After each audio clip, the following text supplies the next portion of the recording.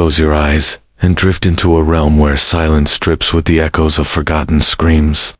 Tonight, we wander through the haunted corridors of history, places drenched in blood, yet buried in whispers. These are not the battles immortalized by grand monuments or echoed in heroic songs. Instead, they're the brutal, nameless clashes that history tried to swallow whole, quiet graveyards of fury, terror, and unimaginable sacrifice. Iron and flesh met in swirling chaos, only to vanish from memory like breath on cold glass. As you surrender to sleep, let these unseen wars pull you into a dreamscape where violence coexists with strange tranquility. Here crimson rivers run quietly under moonlit skies. Shattered shields tell stories no chronicler dared to pen. This is history's hidden heartbeat, steady, dark, and raw. We're not here to glorify destruction, but to feel its chilling truth and forgotten weight. So, settle in. Let the lullaby of distant, bloodstained winds soothe you. And as darkness deepens, may these lost battles, long erased from pages yet etched into the bones of time, carry you gently into restless slumber. Welcome to the shadowed side of history, where even nightmares dare to sleep. Close your eyes and imagine a battlefield, not of cannon fire or clashing steel, but of breath caught between life and death. The silence here is thick, oppressive, and yet it trembles with an unseen chorus of agony. These are the silent screams that echo through history, the voiceless pain of souls erased before anyone dared to speak their names. They linger in ruins, scorched by forgotten flames, in forests where no birds sing, and in empty streets where shadows stretch longer than memory itself. You won't find these cries on marble plaques or in dusty tomes. They live only in the lingering ache of the earth that remembers what we choose to forget. Each silent scream is a paradox, a soundless thunder rolling across centuries, felt rather than heard. A mother kneeling beside the lifeless body of her son, lips parted in a wail too deep for sound. A soldier dying far from home, whispering final words that no living ear will ever catch. Their suffering slips past history's guard, yet it doesn't vanish. Instead, it settles, heavy as fog, in the marrow of the places where they fell. We tell ourselves silence is peace, but sometimes silence is the loudest confession of pain. The world turned its face away from these lost voices, yet the walls, the stones, and even the wind still carry their truth. Their echoes seep into our dreams, disguised as restless thoughts and unspoken dread. Close your eyes deeper now. In this darkness, you can almost hear it, the low, trembling hum beneath the silence. It's not the clash of swords or the blast of cannons. It's subtler, darker, the weight of lives unlived, the sharp intake of breath before the final fall. It is a whisper that asks why, but never expects an answer. Why did they die unseen? Why do we remember some and abandon others to oblivion? The truth is as chilling as the coldest dawn. History is not shaped by justice, but by the hands that write it. And for every name carved into stone, countless others are left to dissolve into dust. Their silent screams echo, not to accuse, but to remind us that forgetting is the final cruelty in these hidden fields. Bones lie curled like question marks, unanswered by time. Grass grows tall over ancient wounds, and rain falls soft upon graves unmarked, as if trying to soothe the sorrow that words cannot carry. Even the wind, brushing gently across abandoned helmets and rusted blades, seems to know the language of these forgotten souls. It speaks in hushes, in sighs, in subtle shifts of air that feel like a shiver down your spine. There's a strange comfort here too, in knowing that, while voices fade, their presence never truly dies. The earth remembers, the trees remember, and in moments of quiet, the pause between heartbeats, the hush before sleep, we feel them. Their pain becomes part of us, and for a fleeting instant, they live again. If only in the tremor of our breath. Some might say to let them rest, But these silent screams are not restless spirits. They are truths, too raw for history's polished surface. They demand not vengeance, but witness. To see them, even if no words remain. To carry the weight of what was lost, if only for a moment. So, tonight, as you drift toward slumber, let these echoes guide you. Not to haunt, but to awaken an ancient knowing within you, that suffering unspoken does not vanish. It becomes the unseen heartbeat of the world. Listen closely, and you might hear it. The quiet song of the forgotten, the harmony of souls who once loved, feared, fought, and fell without glory. In that song, there is grief, yes, but there is also fierce humanity, the reminder that even in the deepest silence, life leaves its mark. Even the quietest scream has an echo that outlives stone and memory, and in acknowledging it, we keep them from being truly lost. Let the darkness hold you gently, and let these silent screams echo through your dreams, not as horror, but as testament. For though history may choose what to speak, the soul remembers everything, even what was never spoken aloud. And so, in this hush, we remember too. Close your eyes and step into a place where contradiction breathes. A war zone, yet somehow a sanctuary of dreams. Here, the ground trembles with the memory of violence, yet the air is strangely still. Shattered walls cradle moonlight. Ruined streets glow under the hush of midnight. It is a battlefield forgotten by the living, yet watched over by something ancient, something at peace. In this haunted calm, the past and present blur. Echoes of gunfire dissolve into the soft whisper of wind through broken beams. Ghosts march silently, not to fight, but to rest. Once they bore swords and rifles. Now, they carry nothing but longing. Their shadows stretch across scorched earth like sighs too deep to name, and their dreams linger fragments of laughter, of childhood fields, of lovers' names whispered into dusk. You might expect this place to roar with suffering, yet what you find is softer, a fragile peace woven from sorrow, loss, and acceptance. It's the peace that comes not from victory, but from exhaustion, when rage and fear have burned themselves out, leaving only the quiet hum of what remains, a war turned into a graveyard of fury, where sleep finds even the most restless hearts. These peaceful war zone dreams are strange and tender. They do not erase what happened here, they cradle it. Night after night, memory and forgiveness lie side by side, as if enemies who at last put down their blades.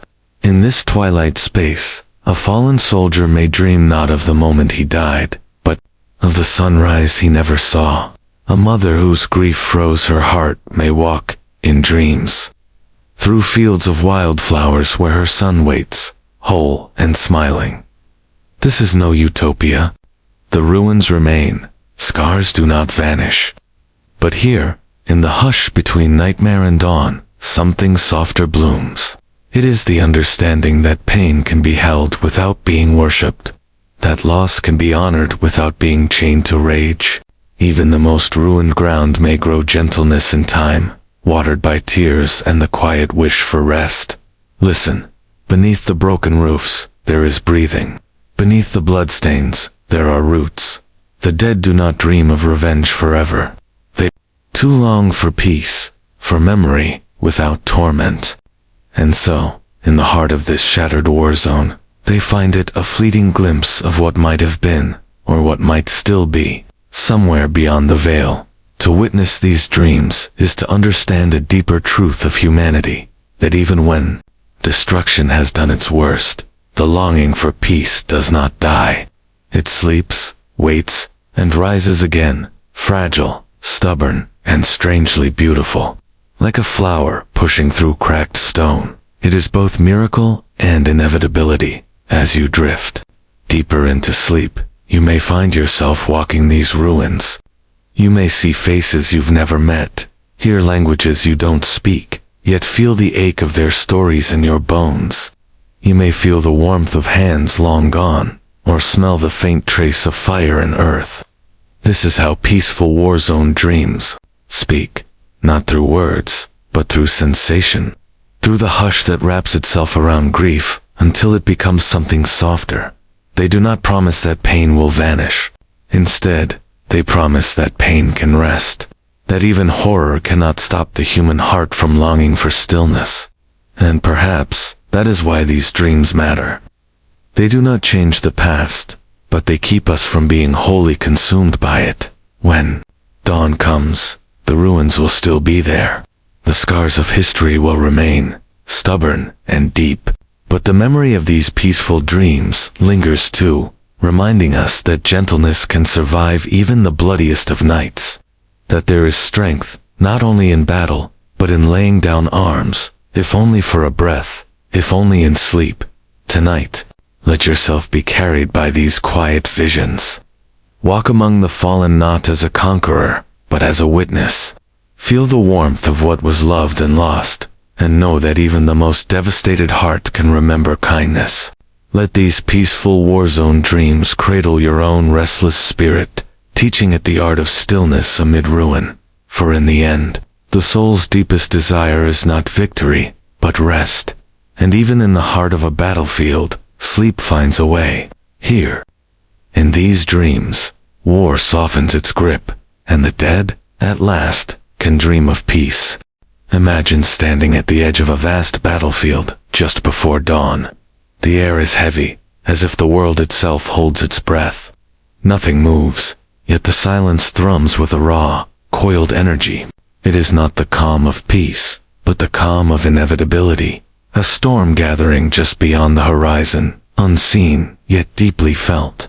This is violent calmness rising, a stillness sharper than any blade, trembling with what must come next. In this quiet, there is something almost sacred. The grass, slick with dew, seems to wait.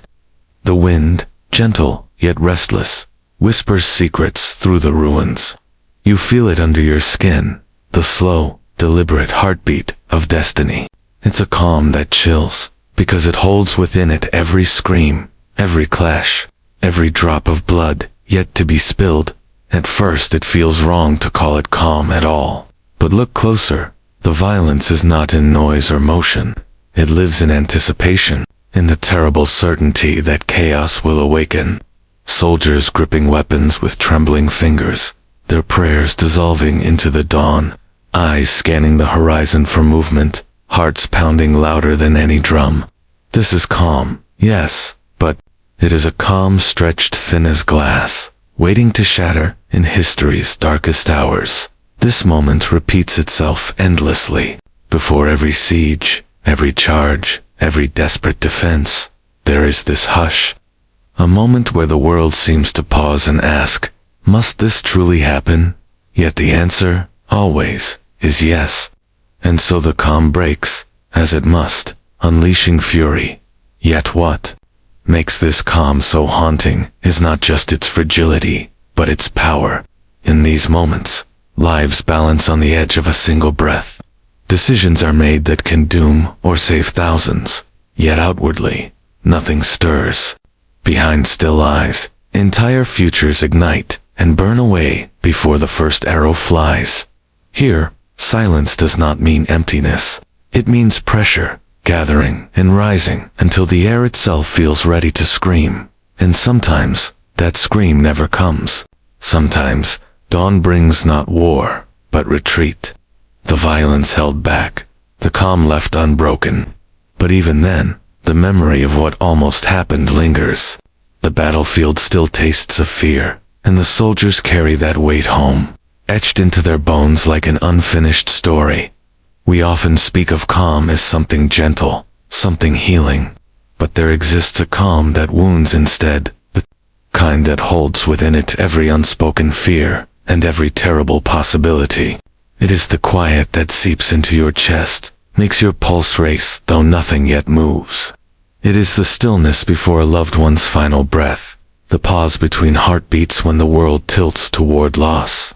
This violent calmness rises, reminding us of how fragile our sense of safety truly is. And yet, strangely, there is beauty here too. In this breathless hush, there is a fierce clarity. Life stands in sharp relief. Every heartbeat feels profound. Soldiers glimpse the sky, notice the warmth of dawn on their faces, and remember, for one last moment, why they fight. Even fear becomes a kind of prayer, raw and honest. As you drift into sleep tonight, you may feel this rising calmness in your own mind, the hush before your thoughts break into dreams, the brief pause where past and future fade, and only the present exists, bright, dangerous, and alive. This is your own battlefield, a place where memory and fear, hope and dread stand across from each other in uneasy truce. It is here, in this quiet, that we glimpse our true selves, stripped of noise, lies, and distraction. And while what follows may be violent, this calm gives us the gift of awareness. It asks us to see clearly, if only for a heartbeat, before everything changes. So tonight, do not flee from this rising calm, feel its weight. Let it remind you that life is most vivid in the moments balanced on the edge of the unknown. And though what follows may terrify, the quiet before holds its own dark grace. For even in destruction, there is truth. Even in silence, there is a roar. And as history has shown time and again, the calmest dawn can break into the fiercest storm. Listen to it. Let the violent calmness rise around you, not to frighten, but to awaken something ancient within, the understanding that even the stillest hour holds unimaginable power. And perhaps, in recognizing this, you will learn to see not only the terror in the hush, but also its strange, haunting beauty. There is a kind of violence that does not come roaring with fire and fury, but arrives quietly, with a softness that makes it all the more terrifying. Close your eyes and you can see it. The moment when the blade slips between ribs, not with rage, but with steady, deliberate calm. The hushed command that seals 1,000 fates. The gentle brutality that unfolds slowly, inevitably, like dusk swallowing the last light of day. This is not the violence of frenzied hatred. It is colder, more precise, a cruelty that wears the mask of mercy. It speaks in soothing tones. It offers comfort, even as it destroys. Its hands are steady, its eyes unblinking, its resolve unshakable. And perhaps that is why it chills the soul more deeply than any screaming horde or raging fire ever could. Imagine a commander whispering the order that will lead his own men to ruin, yet his voice remains tender, as if he were blessing them. Picture an executioner, laying a comforting hand on the shoulder of the condemned before the axe falls. See the physician who ends a life to end suffering, his touch gentle, even as breath slips away forever. This is brutality without malice, violence that claims to be kindness, and in its softness, it is merciless. History is littered with moments where horror arrived in velvet gloves, the smiling conqueror who assures the vanquished that it's all for their own good, the calm diplomat who draws new borders on a map, condemning millions without ever raising his voice, the priest whose gentle words sparked inquisitions, whose sermons birthed flames that consumed entire towns. Each believed they served a higher purpose. Each left ruins behind. What makes gentle brutality so haunting is that it feels reasonable. In the moment, the calm words, the quiet conviction, the promise that this must be done. It is only later, standing in the ashes, that we see its true face, a soft-spoken monster, born not of rage, but of certainty. Yet even here, there is complexity. Sometimes, the softness is real. Sometimes, those who wield this quiet violence are tormented by what they do, but see no other path. They kill gently because they cannot bear to kill cruelly. They whisper comfort because they cannot undo the pain. In this, we glimpse the tragedy of the human heart, capable of love and destruction in the same breath. Sometimes even believing they are the same thing, as you drift deeper into darkness. Consider how often brutality in your own life has come, softly, words that cut deeper than blades, spoken in calm tones, betrayals carried out with apologetic eyes, goodbyes that left scars, delivered in gentle voices. The wounds we remember longest are often not the loudest, but the quietest, and what of ourselves? In moments of desperation, have we not justified small cruelties as necessary? Have we not spoken words we knew would hurt, convinced it was for the best? The seed of gentle brutality lives in every human heart, the temptation to harm with compassion, to destroy while telling ourselves it is an act of love. It unfolds slowly, like a flower in poisoned soil. At first it seems harmless, even beautiful. Only when it blooms fully do we see the rot at its core. And by then, it is too late. The damage is done, and the gentle hand has left bruises that never fade. Yet there is a strange comfort in recognizing this paradox. It reminds us that evil rarely appears monstrous at first glance, that the worst harm often comes not from rage, but from certainty, and perhaps, by seeing it clearly, we can guard against it in the world and within ourselves. So tonight, as you listen to this quiet unfolding, let it be more than a story of history's distant sins. Let it be a mirror. Ask yourself where you have spoken softly while causing pain, where you have justified harm as kindness, and ask, too, where you have received such wounds, words or actions so gentle you barely noticed the cruelty within them. Gentle brutality unfolds not to terrify, but to reveal the darkness that hides behind calm words, the wounds that wear a comforting smile. In its shadow, we remember the weight of our choices, the fragility of mercy, and the power of true compassion, not the compassion that soothes its own guilt, but the compassion that refuses to harm, even when harm seems easiest. And so, as sleep claims you, let this paradox linger in your mind, for it is only in seeing the softness of cruelty that we begin to understand the depth of kindness. And in the end, even the gentlest brutality leaves a scar the soul cannot ignore.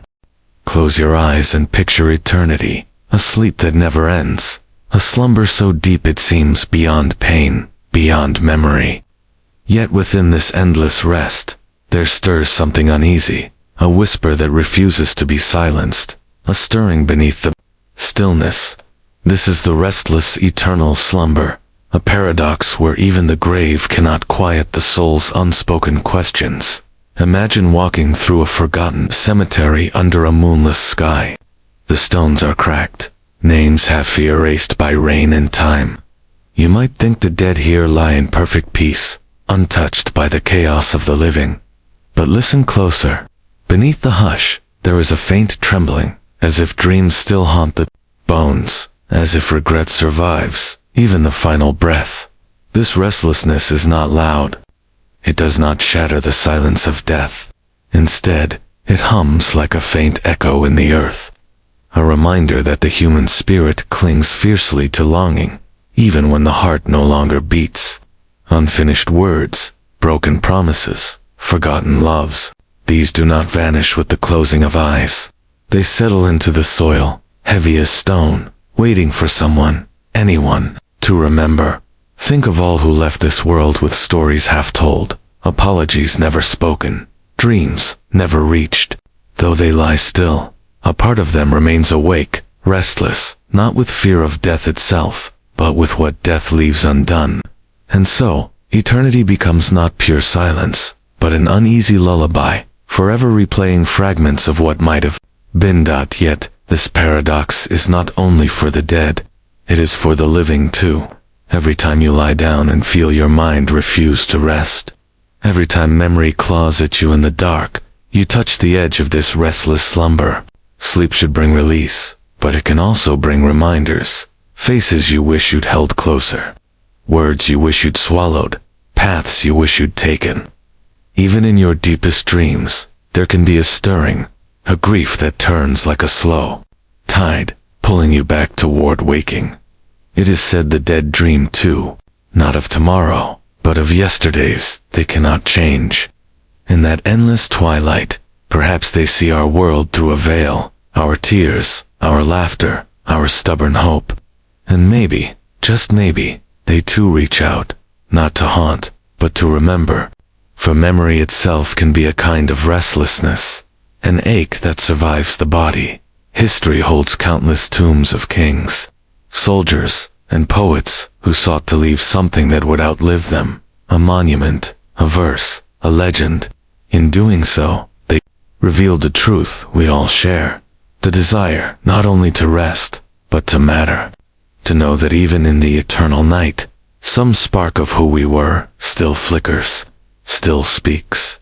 This is why the idea of eternal slumber feels both comforting and frightening. Comforting, because it promises freedom from suffering. Frightening, because it threatens to erase us completely. And so, the mind rebels, refusing to sleep fully. Even in death, restless, eternal, slumbering, yet never truly silent. As you drift tonight into your own fragile sleep, you may glimpse this paradox in your dreams. A field of graves that hums, with forgotten songs. Shadows that watch silently, not with malice, but with longing. And perhaps you will feel a question, gentle yet insistent. What will remain of me when I too fall into that endless night? It is a question with no answer, yet it moves us. It pushes us to speak the words we fear, to love more fiercely, to live more honestly. In knowing that even eternity can be restless, we are reminded of the value of every waking breath. And perhaps, that is the hidden gift of the restless eternal slumber, not despair, but a call to action. A reminder that while we live, we can still choose, still change, still mend what time will not forgive once we lie down forever. So tonight, let the thought of this paradox wrap around you, not to frighten, but to awaken gratitude. For the heartbeat that still quickens, the breath that still warms your chest. And if you feel your own mind stir with regret or longing in the dark, do not curse it. It is proof that you are still here, still unfinished, still becoming. For in the end, even the restless dead teach us this, that it is not the stillness of the grave we should fear, but the dreams left unspoken, the love left unshared, the life left unlived. And so, though slumber may be eternal, let your waking hours burn brighter, knowing rest will come, but peace must be made before the final sleep. Picture a field at dawn, the mist curling like ghosts around shattered earth. The ground is dark, not just from night's lingering shadow, but from something older and heavier, blood spilled in silence, soaked deep into the soil. And yet, standing there, you might feel something almost peaceful. This is the chilling paradox. Bloodstained serenity calls an unsettling calm, born not from the absence of violence, but from its completion. The battlefield, after the clash, is eerily still. Broken blades lie where they fell. The dead, now beyond pain, rest in postures that speak of final struggle. Birds return cautiously to pick among the remains, and the wind moves gently over torn banners. There is horror here, yes, yet also an undeniable calm, a dreadful quiet that settles over devastation like a shroud. It is serenity, but one that comes at an unimaginable cost, a silence that exists only because every scream has already been spent, every heartbeat already silenced. In that hush, something ancient seems to speak, a reminder that even the fiercest storm must end, leaving behind only scars and silence. Why does this serenity call to us? Perhaps because it holds a strange honesty. In our daily lives, peace often feels fragile, always threatened by unseen forces. But on a blood-stained field, there is nothing hidden. The worst has happened, and what remains is only truth. The masks of fear, pride, and hatred have been torn away. Leaving behind the stillness of finality, history whispers countless stories of empires and rebellions, all ending in this same grim peace. Cities burned to ash now lie quiet under the sun. Castles that echoed with battle songs now crumble into ruins, home only to moss and shadows. The ground forgets the names of the fallen, but it remembers their blood, and in that remembrance, a somber calm takes root. Yet there is more to this paradox than horror. Sometimes, It is precisely the bloodstains that make serenity possible. Old feuds end when the cost becomes too great. Tyrants fall when enough lives are lost, resisting them. Out of destruction, a moment of clarity emerges. We see what truly matters, and what must never happen again. The silence after violence can become the soil, where mercy and wisdom finally take root. And yet, the danger is always near, that we might mistake this stillness for peace itself. True peace is born not from blood, but from understanding, forgiveness, and change. Bloodstained serenity is seductive, because it is immediate, but it carries the seeds of future conflict, waiting for memory and pain to awaken them once more. In your own life, this paradox may appear not on a battlefield, but in moments when rage and sorrow have finally burned themselves out. After a bitter argument, after tears have run dry, there comes a numb calm. It feels like relief, yet it rests on wounds that still bleed unseen. This quiet is necessary, perhaps, but it is not healing. Healing comes later, through reflection and choice. Think. Two of the stories you carry in your heart. The regrets, the words you wish you could take back, the harm you've suffered or caused. You may feel a cold calm when you revisit them, not because they no longer hurt, but because pain has become familiar, settled deep inside. This, too, is bloodstained serenity calling, a peace that comforts, yet warns. Yet within this paradox lies hope. For in recognizing the cost of serenity won by violence, we may choose a different path. We may see that true calm does not come from victory over others, but from victory over ourselves, from kindness offered, forgiveness given, love held fiercely despite fear. So tonight, as you lie in darkness, let the image of that quiet, blood-soaked field enter your mind. Do not turn away from its horror. Instead, ask what it teaches, that even the deepest wounds can heal, that silence can be both grave and cradle. And remember, the serenity you seek need not be bought with suffering.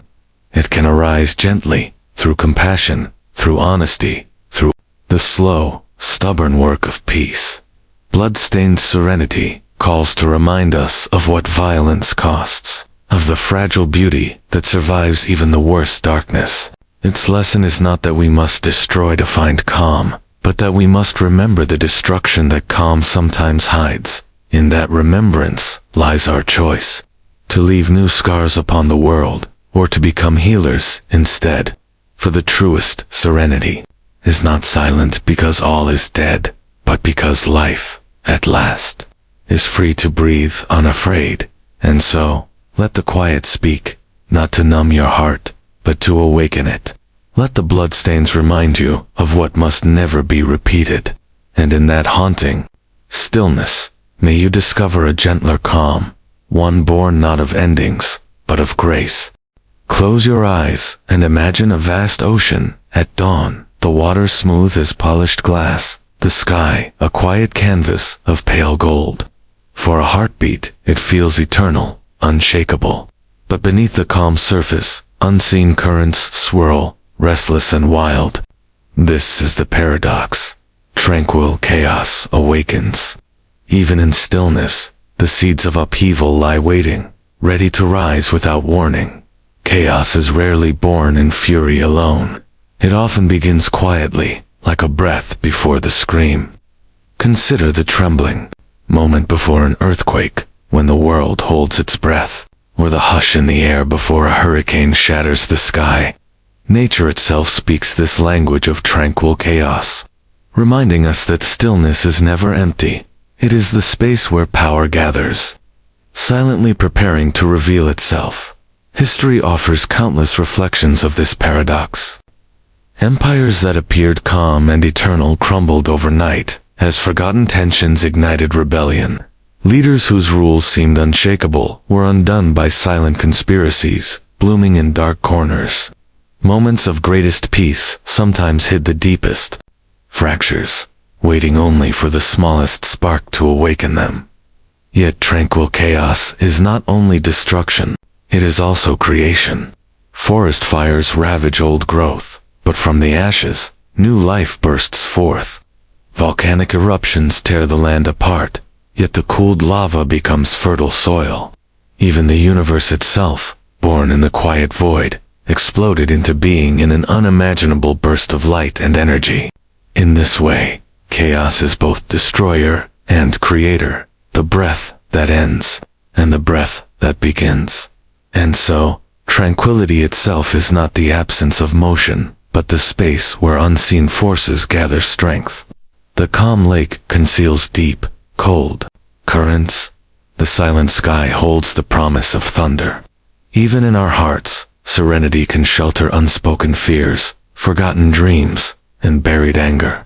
One day, without warning, they rise and change everything.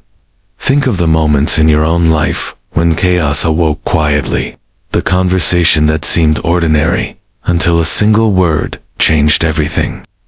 The day that began like any other, but ended with news that turned your world inside out. The friendship that seemed unbreakable, yet crumbled over an unspoken truth, finally confessed. In each case, chaos was there all along, waiting in the silence, patient and unseen. Yet this awakening is not always to be feared. Sometimes it is necessary. When we hide from truths too long, when we silence parts of ourselves, chaos becomes the force that tears down what no longer serves us. It feels destructive at first, frightening, painful, but it makes space for honesty, growth, and new beginnings. Within this paradox lies a hidden invitation to listen deeply to the stillness, to sense what stirs beneath, what desires, regrets, or truths lie dormant in your calmest hours. What parts of your spirit wait to awaken, not to destroy you, but to set you free. Chaos that remains unseen can overwhelm us. Chaos that we face and understand can guide us to transformation. Imagine again that ocean at dawn. The winds rise, the waves crest and break, the calm shatters into roaring foam. It is terrifying, yes, but it is also life, raw and undeniable. The same ocean, once quiet, now speaks its power. And when the storm passes, the water finds its peace again. Changed, yet still whole. This is the rhythm of existence, stillness and upheaval, calm and tempest, endlessly intertwined. To live fully is to accept both, to cherish tranquility while respecting the chaos it conceals, and to see in every ending the seed of something new. So tonight, as you drift toward sleep, let the thought of tranquil chaos awaken something in you. Do not fear the stirring you feel in your chest, the unspoken wishes, the old wounds you try to forget. They rise not to destroy your peace, but to remind you it must be real, not merely an illusion built over silence. For true peace is not the denial of chaos, but the dance with it. It is the strength to stand calm, even when the ground shakes, to face what is hidden without turning away. And when the storm comes, to know that you too can endure, and emerge wiser, clearer, more alive. In this paradox, there is no enemy.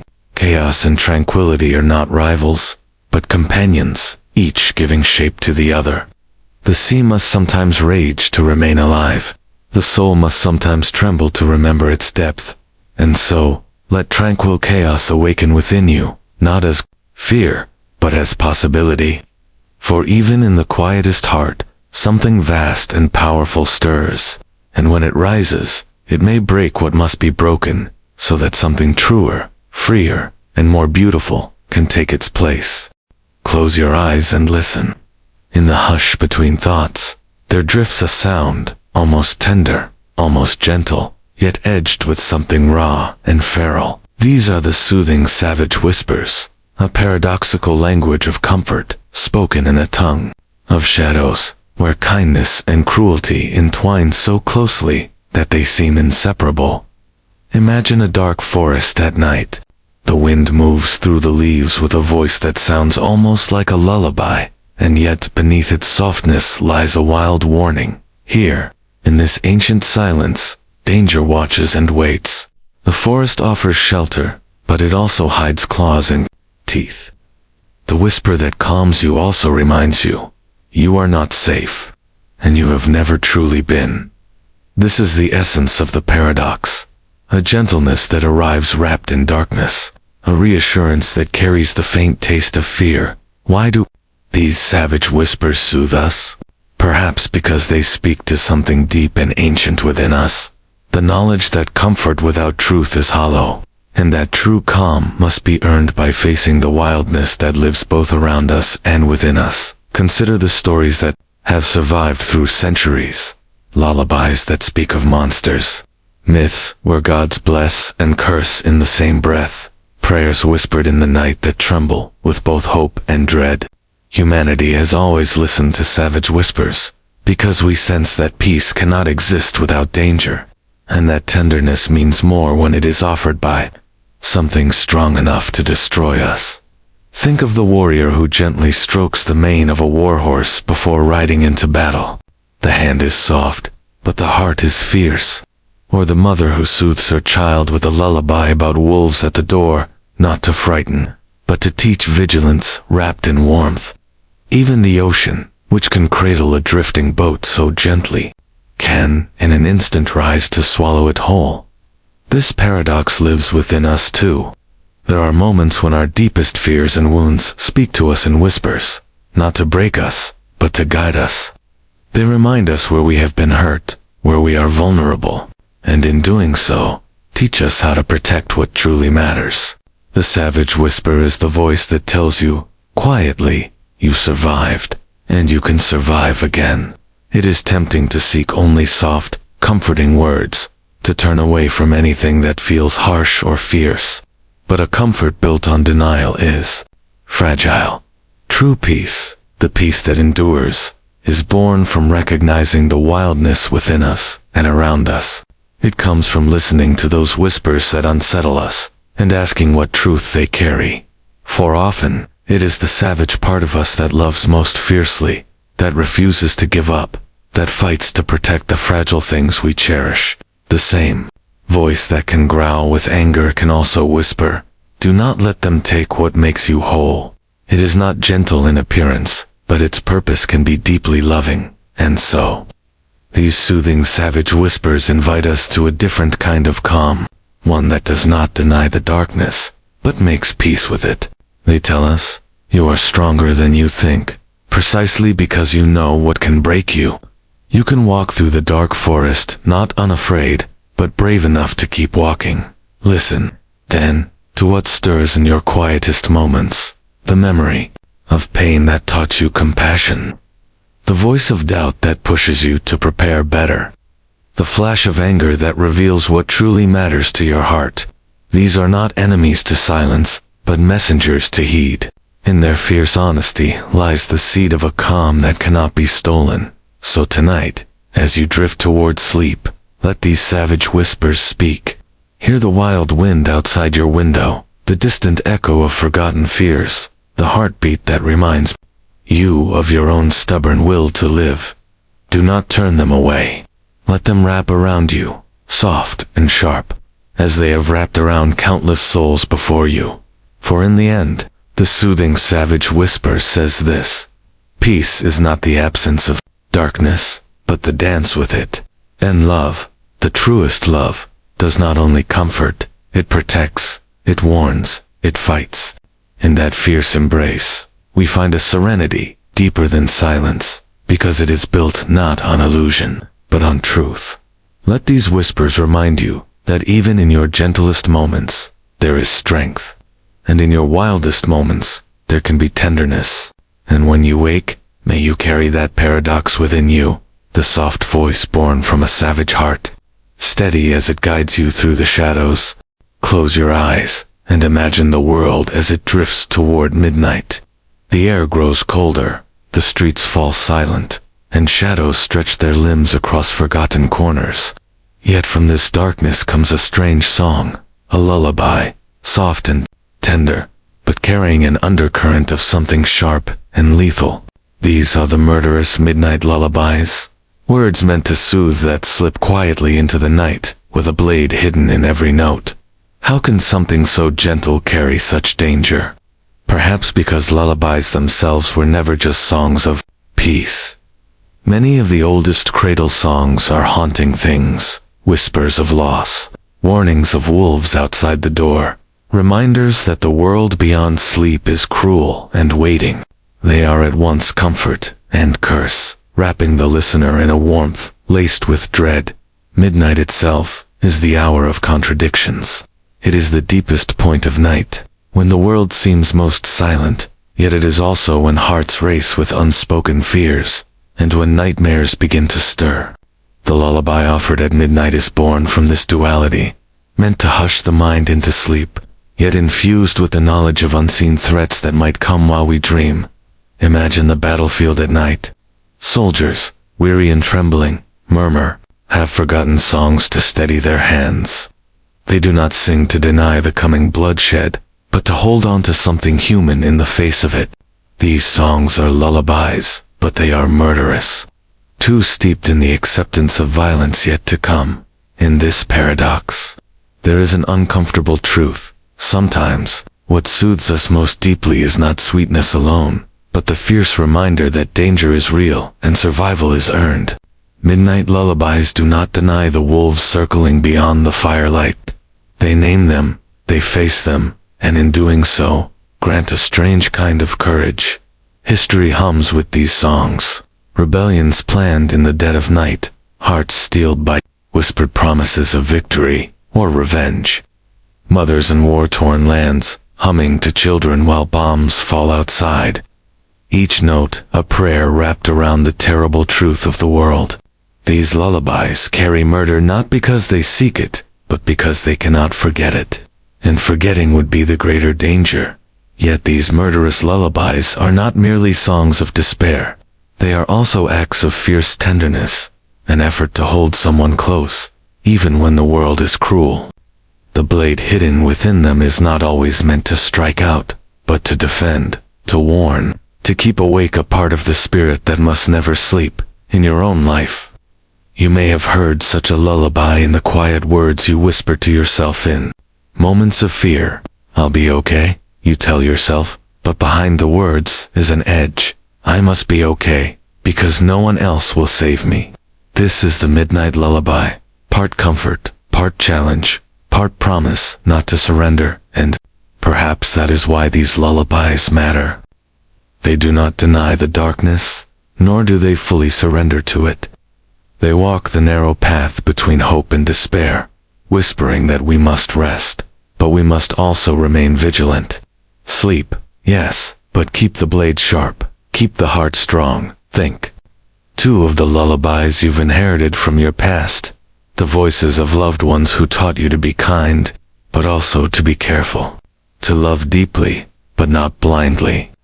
Their words might have sounded gentle, but within them lay quiet lessons about the world's hidden dangers, lessons that shaped your strength more than any warning shouted in fear. Tonight, as midnight approaches, let these murderous lullabies speak to you. Hear the soft murmur of ancient fears, the calm rhythm of acceptance, the quiet resolve to endure. They do not promise a world without pain. Instead, they offer the strength to meet pain without losing your humanity. For what could be more human than to sing, even when the night feels endless? What greater testament to hope than a melody carried through darkness, sharp though it may be? These lullabies remind us that tenderness is not weakness, and that even the gentlest words can carry the power to fight, to protect, to survive. So, as you drift toward sleep, let the paradox settle into your bones. Murderous midnight lullabies cradle you not away from danger, but through it. They soothe, yet they warn.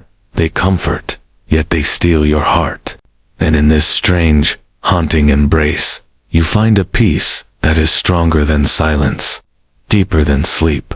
For even in the darkest hour, the song remains fierce, flawed, and unbroken. And in that song, you remember, you are still here, and you are still alive. Close your eyes and picture an ancient battlefield just before dawn. The sky, heavy with the promise of bloodshed, waits in breathless silence. Then, A sudden roar erupts, thousands of voices rising together, not as a mindless scream, but as something strangely ordered. Battle cries raw with rage and fear, yet woven into a single, unified sound. This is the paradox. Harmonious battle cries. The meeting of chaos and order, violence and unity, fury and shared purpose. At first it seems impossible. How can the noise of war be anything but discord? Yet there is something deeply human in our instinct to shape even our most savage moments into something that echoes like a song, from the rhythmic pounding of drums before a charge, to the synchronized chants of warriors rushing forward. Battle cries do more than terrify the enemy. They bind the hearts of those who utter them. These cries are born of rage, desperation, and defiance, but they are not mindless. When voices align, each carrying its private terror and resolve, they merge into something greater than fear. The chaos of individual dread becomes a shared force. The discord of many becomes harmony, not in gentleness, but in conviction. Throughout history, armies understood this instinctively. Spartan hoplites sang as they marched, not to soften war, but to march as one body, each heartbeat pulsing to the same rhythm. Japanese samurai would shout fierce kai, aligning breath and spirit into a single force. Even the rebel chants in city streets today carry the same paradox. Individual fury transformed into communal power through harmony. What is it about harmony that makes even battle cries more powerful? Perhaps it is that harmony offers something no blade can cut: belonging. Alone, a warrior's scream is a flare of defiance, but it flickers quickly in the wind. United, thousands of voices become a storm. In the very heart of violence, humans search for something to hold on to, and often, that something is each other. Yet this harmony does not erase the rawness of the moment. It does not deny the blood that will be shed, or the fear that lives in every chest. Instead, it carries both, transforms both. The battle cry remains savage, but its unity gives it a purpose beyond simple destruction. It becomes a vow, to protect, to endure, to fight not just for the self, but for all who stand beside you. Consider, too, the battle cries we whisper silently in our private wars. The moments when we face grief, heartbreak, or despair, and a quiet voice inside us rises. I will not break. It may not sound loud, but in the stillness of our hearts, it echoes with harmony. Each breath and heartbeat joins in, and suddenly, we remember we are more than fear. We are will, we are memory, we are hope.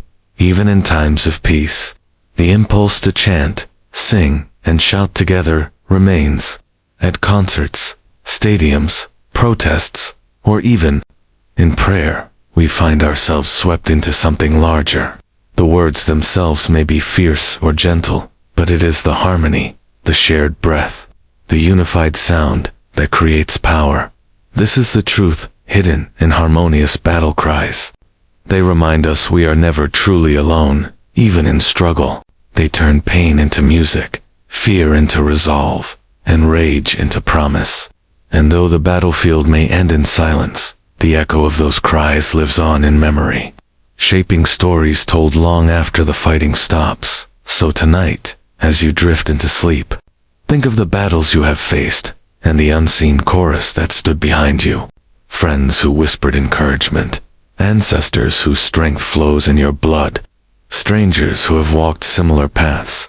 Their voices, known or unknown, join your own. And together, even the quietest heart can raise a battle cry that resonates. With harmony, in this paradox, there is no contradiction, only truth. That fury can unite rather than divide, and that even in the darkest fight, there can be a strange, fierce beauty in voices joined as one. For harmony is not the absence of pain, but the weaving of many pains into a shared resolve. So let your heart remember the ancient rhythm. Hear the drumbeat of your own pulse, steady and relentless. Feel your breath align with all those who have fought, feared, and still dared to rise. And let your spirit add its voice to that timeless cry, a song not of surrender, but of unyielding hope. For, in the end, harmonious battle cries remind us that even in conflict, there can be unity. And in that unity, there is a strength that outlasts the clash of swords or the passing of fear. A strength born not just of might, but of hearts beating together in defiance of despair. Picture the last flicker of a candle, just before it dies. The wax melts into final shapes, shadows dance one last time on the wall, and the flame, small yet stubborn, burns brightest just before it fades. This is the paradox of dreaming while dying, the strange, almost sacred moment when the end draws near. Yet the mind dares to wander into visions of something more. It is a paradox that has haunted poets and philosophers alike. How, at the edge of final darkness, the mind so often fills with images of hope, longing, or memories that soften the weight of mortality. In that final breath, something in us still dreams, not of escape, but of meaning. Even as the body surrenders, the spirit keeps imagining. In war-torn fields, there are countless stories of soldiers who, struck down, whispered the names of loved ones. See gardens from childhood, or murmur half-formed prayers in hospital rooms. Those fading sometimes speak of light, of journeys home, or of voices calling softly from beyond. The body may be dying, but the mind, mysterious and stubborn, keeps dreaming. Why do we dream at the very end? Perhaps because dreaming is an act older than fear. It is not merely an escape, but an expression of the deepest part of being alive, the refusal to become nothing. Even as the heart falters, imagination stirs and offers a vision, a final rebellion against silence. There is something profoundly human in this, to face the end not only with terror, but with wonder, not only with grief, but with memory and hope. In the darkness of dying, dreams become a last light, not bright enough to save the flesh, but strong enough to soothe the soul. Consider 2. The quiet dreams that visit us in moments of despair, long before physical death, when heartbreak crushes us, or when hope seems lost. Still we catch ourselves imagining a better dawn. This is a kind of dreaming while dying. 2. The spirit's refusal to let the inner world collapse even when the outer world does, and there is power in this defiance. For a dying body cannot always choose to live, but a dreaming mind can choose to see something beautiful, even in its final moment. That choice, conscious or unconscious, becomes an act of grace. A final echo of the life that once pulsed so fiercely. History tells of prisoners who, in the deepest darkness of cells, carved poems into stone walls, of artists who, while dying, sketched visions of angels or stars, of revolutionaries who, moments before execution, whispered of a free tomorrow. The flesh yielded, but the dreaming spirit did not. It is easy to see this as denial, but it is something more, a testimony that within us lives a spark untouched by decay.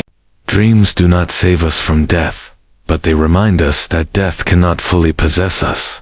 Even when breath fails, memory and imagination carry us across the final threshold, and perhaps that is why dreaming while dying feels so paradoxically peaceful. It is not a denial of death, but an acceptance that in dying, we still belong to life. That what we've loved, feared, and hoped for cannot be erased by the ending of flesh.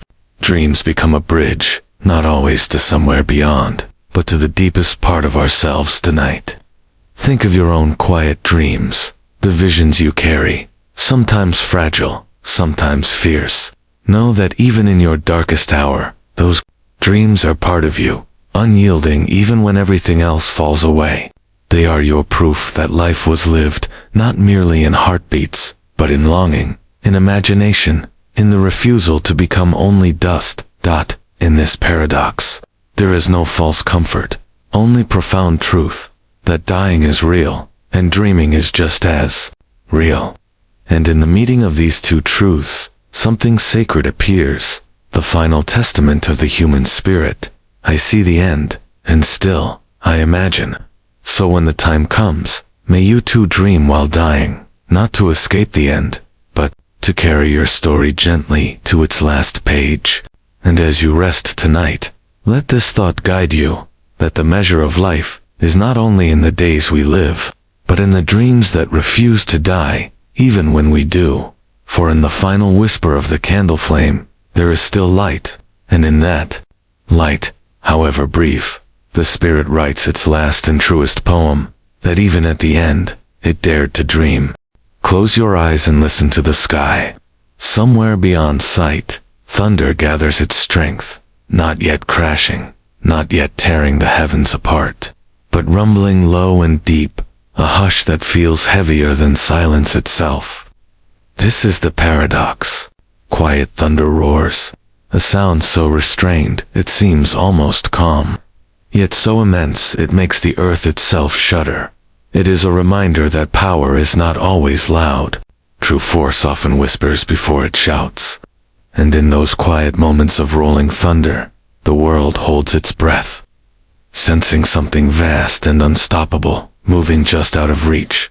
In life, too, there are moments when our greatest strength speaks softly. Think of a heartbeat steady under stress, or the calm resolve before a decisive act. Outwardly, there may be no shouting, no violent gesture, only a quiet thunder gathering inside, ready to reshape everything when it finally breaks. Ancient warriors understood this power. Before battle, they stood silent, spears in hand, breathing as one. The silence was not weakness, but preparation. Their thunder waited behind still faces and calm eyes. When the moment came, the roar would erupt, but until then, the quiet held a promise more terrifying than noise. Consider the great storms over the sea. Ships tremble, not only at crashing waves, but at the deep, muffled growl from beyond the horizon. The roar of quiet thunder warns of what is coming, a message written in the language of nature, patience, and inevitability. It is a sound that says, "I am coming, and nothing will stop me." This paradox teaches us that true power often begins silently. The quiet thunder inside us is the deep well of determination that keeps us walking when our legs ache. The promise we make to ourselves, that tomorrow will be different, even if we whisper it through tears. It is not the volume of our voice, but the depth of our conviction that changes our lives. Think, too, of the quiet thunder of history. Revolutions did not always start with grand speeches. They began in hushed gatherings, in the soft defiance of whispered truths passed from mouth to mouth. It was in these moments, unnoticed by kings and tyrants, that the real roar began to build, until it could no longer be silenced. Even love carries its own quiet thunder. The small acts, a hand held in darkness, words of comfort spoken softly, a promise kept long after it seemed forgotten. These gestures do not shout, but they echo in the heart with a force that can shake a life to its core. Sometimes, the world mistakes noise for strength. The loudest voice, the fiercest display, the storm that strikes without warning, but quiet. Thunder reminds us that there is a deeper kind of might, one rooted in patience, in focus, in certainty. It is the power of mountains that stand for centuries, of rivers that carve canyons, stone by stone, silently, relentlessly.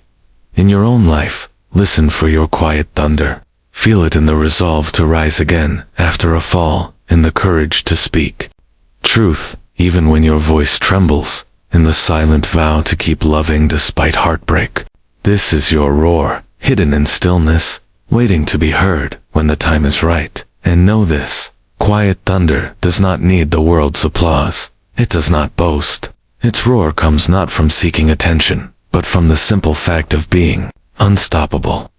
When it finally breaks, it changes landscapes, not for a moment, but forever. So tonight, as darkness settles, and the world falls hushed, imagine the quiet thunder inside you, the gathering of every dream you have dared to hold, every wound you have dared to heal, every fear you have dared to face. Hear its low rumble, patient, unyielding, ancient. It tells you this: your power is real, even if unseen. Your voice matters, even if soft, and your resolve, steady and deep, will one day shape the world in ways you cannot yet imagine. For in the end, quiet thunder does roar, not in the clamor of empty words, but in the lasting echo of a life lived with purpose. And though its beginning may seem calm, its arrival leaves nothing unchanged. Remember, the sky need not always crack open to remind us of its strength. Sometimes, it is in the low, rolling hush of quiet thunder that we discover what true power feels like. Not a shout, but a promise, whispered by something far greater than fear. And in that promise, we find the courage to keep moving, to keep dreaming, and to roar in our own way softly, but so deeply the world cannot help but listen. Picture a battlefield moments after the clash has ended. Smoke drifts lazily across broken ground, the air heavy with the scent of iron and ash. Everywhere lie silent remnants of fury, shattered shields, discarded weapons, and the stillness of the fallen. The rage that once burned here has vanished, replaced by an eerie, unsettling peace. This is the Paradox.com Carnage Drifts, a moment where violence and silence stand side by side, each making the other more profound. It is a quiet so deep it feels almost cruel. The memory of screams still hangs in the air, but they are only echoes now, fading as the smoke rises into a soft, indifferent sky. The chaos that once roared has spent itself, and what remains is calm, not the gentle calm of dawn, but a haunted calm, woven from loss and memory. Throughout history, witnesses of war have spoken of this strange stillness. After the final charge, after the last shout fades, there is a breathless pause where everything feels suspended outside of time. In that drifting calm, even the fiercest heart feels the weight of what has been done. It is as though the violence itself, having exhausted its fury, leaves behind a silence that is more terrible than the noise. Why does carnage drift so calmly afterward? Perhaps because destruction, once unleashed, cannot last forever. It burns. Too hot, consumes too quickly, and when the flames die out, they leave only ashes. And in those ashes, the world pauses, if only for a moment, to remember what has been lost. This drifting calm is not peace, but resignation. The battlefield accepts what cannot be undone. The air, thick with sorrow, carries no more cries, only the soft rustle of wind over broken ground.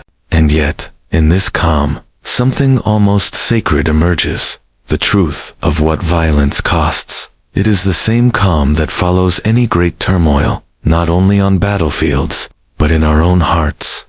After a furious argument, after tears have fallen, there is a quiet where words feel heavy, and breath feels deliberate.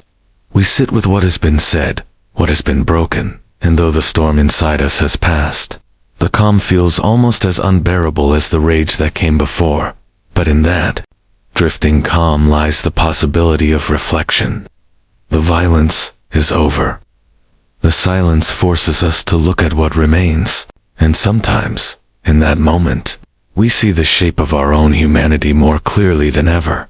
The drifting carnage shows us the true cost of conflict, not just in lives, but in innocence lost, bonds shattered, and futures erased. It is a silence that mourns, and by mourning, honors what can no longer speak for itself. Across time, artists and poets have tried to capture this paradox, the stillness that settles over devastation, the strange beauty of smoke curling into a sky now emptied, of fury.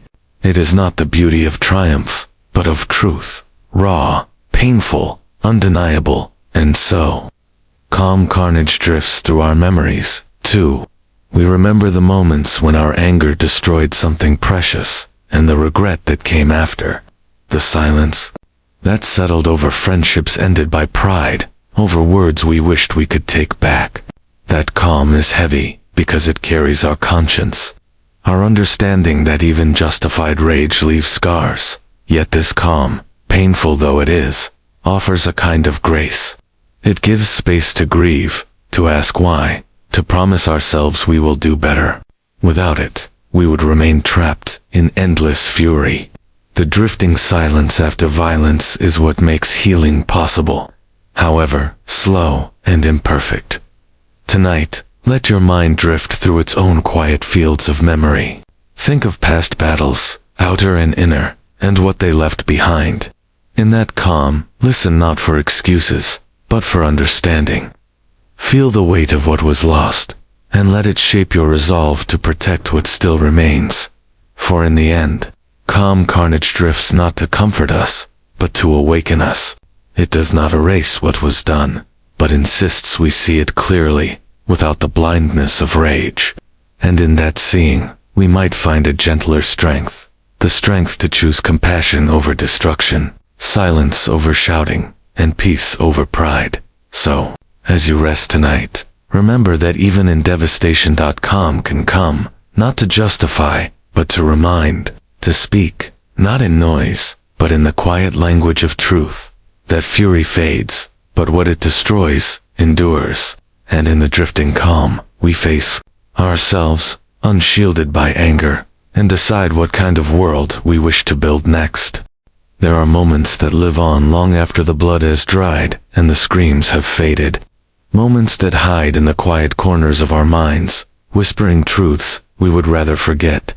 These are the hushed, violent memories, shards of past, fury and fear that speak not with shouts, but in soft, haunting echoes. Violence is loud when it arrives. It bursts in, tears apart, announces itself in crashing force. But memory carries it differently. With time, the noise dissolves.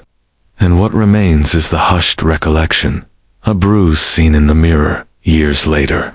A sudden tightness in the chest at the sound of breaking glass, a dream that wakes us in the stillness of night. The violence becomes quiet, but it never truly leaves. It is in this paradox that we discover the unsettling power of memory. For silence does not mean peace. It can mean persistence. Hushed violent memories drift beneath our daily lives, hidden in half-forgotten places, yet shaping how we see the world. They are the shadows behind smiles, the caution in laughter, the quickened pulse when nothing seems wrong. History itself is filled with such memories. Cities rebuilt over ruins still carry the weight of what happened there. Old roads once lined with soldiers now look harmless, yet the earth remembers. The past does not vanish. It transforms, becoming part of the silent story. The present tells itself every day in our personal lives. 2. The loudest pains often return as whispers. The fight we thought we'd forgotten, the betrayal we swore no longer mattered. They live on, soft but sharp, coloring how we trust, how we love, how we walk through the world. The voice is quieter, but the message is deep, insistent, sometimes even more powerful than before. Why do these memories become hushed? Perhaps because raw violence cannot remain exposed forever. It would tear us apart. So the mind folds it into softer shapes, fragments of memory, flashes of feeling, making it survivable, but never harmless. In becoming quiet, the memory slips beneath our defenses, where it can shape us without us fully seeing. And there is danger in that silence. Unspoken, unacknowledged, these memories can twist into bitterness, mistrust, or fear that feels nameless. We may not hear them clearly, but they steer us all the same, like a hidden current beneath calm water. Yet there is also a strange kind of grace in hushed violent memories. For in their quiet, they offer us the chance to face them gently. Instead of reliving the violence in its rawest form, we can look at it from a distance, feel its weight without being crushed by it. Memory becomes a bridge, painful, yes, but also a path to understanding what hurt us and how we survived. Think of the old scars on your heart. The anger that once raged now lingers as a soft ache. The fear that once shouted now sighs and dreams. They are still part of you, but they do not own you. The violence is past. The memory remains, hushed yet honest, reminding you not only of what broke you, but of what you became after. In this paradox, the silence is not forgiveness, and it is not forgetting. It is a different kind of remembrance, one that acknowledges without drowning. It says, "This happened. It mattered. It changed me. But it does not have to define me forever." Some wounds speak loudly at first, but heal into quiet reminders. And sometimes, it is the very quietness of these memories that makes them meaningful. They become like old, weathered stones on a path. We still walk, we notice them, we remember, and we keep going. Tonight, listen for your own hushed, violent memories, not to awaken the pain again, but to see what they have left behind, the resilience you might have overlooked, the tenderness you grew to protect yourself, the wisdom to walk carefully where you once rushed in. These soft voices are part of your story, not its end, but a chapter that shaped what followed. And as you listen, know this: you are not the violence that touched you, nor only the pain that followed. You are also the silence you chose afterward, the healing you dared to begin, the strength to keep loving, even with scars, for even the quietest memory can teach us. It shows us how easily harm is done, and how hard it is to live beyond it. And, in remembering gently, we honor both the wound and the will that refuse to let the wound become the whole story. So let these hushed, violent memories speak softly, honestly, without shame. In their quiet, hear not only what was taken, but what remains, your breath, your hope, and your power to keep moving forward. There is a moment, just before the storm breaks, when the world seems frozen. Trees stand unmoving, air heavy with the promise of violence, and even the birds fall silent. It is a stillness so deep it feels unnatural, as if the earth itself holds its breath. Yet beneath that calm lies something fierce and relentless.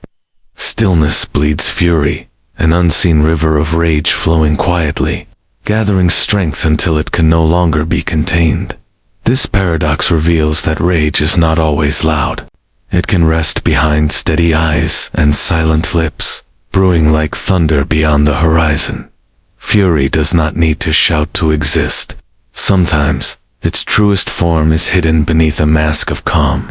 It waits, patient and sure, until the moment it can no longer remain hidden. In history, some of the greatest uprisings began, not with noise, but with silence. Crowds gathering, faces set, breathing as one. The stillness before a revolution is not emptiness. It is a quiet charged with purpose, every heartbeat echoing the promise of change. From that quiet, fury emerges, precise, unstoppable, reshaping the world in its wake. Think of the stillness in a warrior before battle. Sword in hand, breath slow, eyes fixed ahead. Outside, there is no movement. Inside, a fire burns hotter than words can tell. That fire is not chaos but focus, a fury so refined it becomes silent until unleashed in our own lives. We often fear anger because we see only its loudest form, shouting, striking, breaking. But the deeper fury, the fury that bleeds from stillness, is different.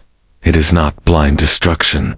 It is the raw, quiet certainty that something must change. It is the resolve to act when action is necessary, even at great cost. Consider the calm determination of someone who has been wronged too many times. There comes a moment when tears dry, voices lower, and the anger that once exploded outward now turns inward, becoming steel. It is in that stillness that true fury is born, not the fury that destroys for the sake of it, but the fury that builds courage to confront what must be confronted. Nature, too, shows us this paradox. A volcano stands silent for years, the mountain unmoved under sun and rain. Yet deep inside, pressure builds grain by grain, stone by stone, until the day stillness cannot hold it anymore. When it erupts, it is not sudden rage, but the result of years of silent, hidden fury seeking release. Stillness bleeds fury because silence is not always peace. Sometimes it is the weight of all the words unsaid, all the wounds unhealed, all the truths ignored. And when that silence finally breaks, what emerges can be as powerful as it is necessary. But there is danger here, too. If fury is left too long beneath stillness, it can become bitter, twisted into vengeance rather than justice. The challenge is not to deny the fury, but to understand it, to ask what it demands, what it protects, what it seeks to change. For it is in that understanding that fury can become a force for transformation rather than destruction in your own heart. You may know this stillness, the quiet moments where you feel something fierce beneath your calm, something that will not let you rest. Do not fear it. Instead, listen to what it asks. It may speak of old wounds you have tried to forget, or injustices you can no longer accept. It may urge you to speak truth, to draw a boundary, to finally take the step you have feared. This is not rage without purpose.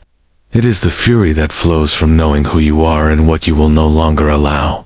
And though it may bleed quietly at first, it becomes a roar when the moment comes to stand firm.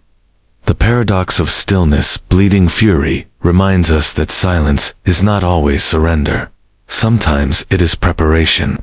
Sometimes it is the gathering of all we are: strength, pain, love, and courage, until the moment comes to rise. Tonight, as you sit in your own stillness, feel what moves beneath it. Do not rush to silence your fury or drown it in noise.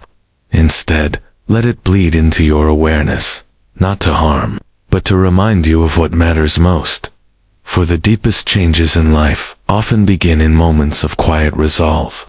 And when the stillness can no longer contain what it holds, it speaks not in whispers, but in action that transforms everything it touches. So listen to your quiet fury, honor its truth, and when the time comes, let it move you not to destroy what you hate, but to protect what you love. Imagine a city under siege, walls shaking with distant thunder, the sky painted red by relentless flames, and somewhere, hidden in a quiet room, someone closes their eyes and drifts into sleep. It seems impossible, almost defiant. Yet there it is, the mind's refusal to surrender entirely to chaos. This is the paradox. Sleeping through hellfire, finding rest while the world outside burns. At first glance, it feels like denial, an escape from reality too cruel to face. But look deeper, and you see something profound. In the darkest hours, sleep becomes an act of resistance. It is the soul whispering that even in the ashes, it deserves a moment of peace. Throughout history, there are stories of those who, in the heart of destruction, still closed their eyes and found dreams. Soldiers dozing beside broken walls, prisoners resting under the shadow of fear, parents embracing sleep beside children in war-torn streets. The fire raged on, but for a heartbeat, they reclaimed something that could not be stolen, the right to rest. Why do we sleep when danger threatens? Perhaps because the human spirit is not made to exist only in fear. We are shaped by the need to hope, to pause, to recover, even when reason tells us to stay awake. Sleep becomes a fragile rebellion, a moment where we refuse to be only victims of the flames. In the mind, too, there is hellfire. Memories that burn, regrets that sear, guilt that scorches the edges of every thought. And yet, sometimes, despite it all, we fall into sleep. For a few breaths, the fires fade, replaced by dreams of places untouched by pain. It is not weakness. It is survival. Sleeping through hellfire is not forgetting what burns. The flames still rage, and morning will come with its sharp truths. But, even in the heart of destruction, the body and spirit seek moments of stillness, however brief. It is a small miracle that keeps us from being consumed entirely. Think of your own darkest nights, times when grief, anger, or fear seemed endless. And yet, eventually, exhaustion brought sleep. You woke to find the pain still there, but so were you. The fact that you slept did not erase the fire, but it meant you endured. And sometimes, enduring is the bravest thing of all. The paradox teaches us something about strength. True resilience is not always loud. It does not always look like fighting. Sometimes it is as quiet as closing your eyes, trusting your breath, and letting dreams come, even when the world feels undeserving of them. In ancient stories, sleep is often a healer. The wounded hero rests, and though scars remain, the spirit regains its power. The same is true in life. Sleep gathers the scattered pieces of our strength, allowing us to face the flames again when we wake. But there is also danger. Sleeping through hellfire too long can become a retreat from reality, a refusal to see what must be faced. The balance lies in knowing when to rest and when to rise. For sleep heals, but action saves. Even so, the need for rest remains sacred. It reminds us that we are more than what burns around us. We are also what dreams within us: hope, love, and the stubborn belief that tomorrow may yet bring something different. Tonight, if your thoughts feel like fire, if regrets burn through every corner of your mind, let yourself rest. Not to deny what is real, but to protect the part of you that must survive. In your dreams, find a moment where the flames cannot reach, a place untouched by sorrow, and know this: even as you sleep, you are not defeated. The fire may still rage outside, but inside, something remains untouched, the quiet center of your being that no flame can destroy. For sleeping through hellfire is not the end of struggle. It is the breath before the next step, the gathering of strength before facing what must be faced. It is a promise to yourself that you are more than your suffering, and you will rise again. So close your eyes, even if the world feels wrong. Let the flames fade for a moment. Dream, not because you have forgotten, but because you remember you are still alive. And in the morning, carry that small flame of hope with you, even into the heart of the fire. Because the truth is, what survives. The hellfire is not always the strongest wall or the sharpest sword. Sometimes, it is the quiet, stubborn will to keep breathing, to keep dreaming, and to keep believing that beyond the fire, there is still something worth waking for. There is a strange cruelty hidden in the softness of night. Darkness wraps around us like silk, and the world quiets its breath, inviting us into dreams. Yet beneath this gentle cloak lies something far more dangerous. The silent hour when doubts grow sharpest, regrets whisper loudest, and loneliness feels like it could swallow the heart whole. These are the deadly gentle nights. Nights so soft they feel safe, yet cut deeper than any blade. In daylight, the world demands movement. Distractions, duties, and voices crowd our minds, leaving little room for the truths that wait in the shadows.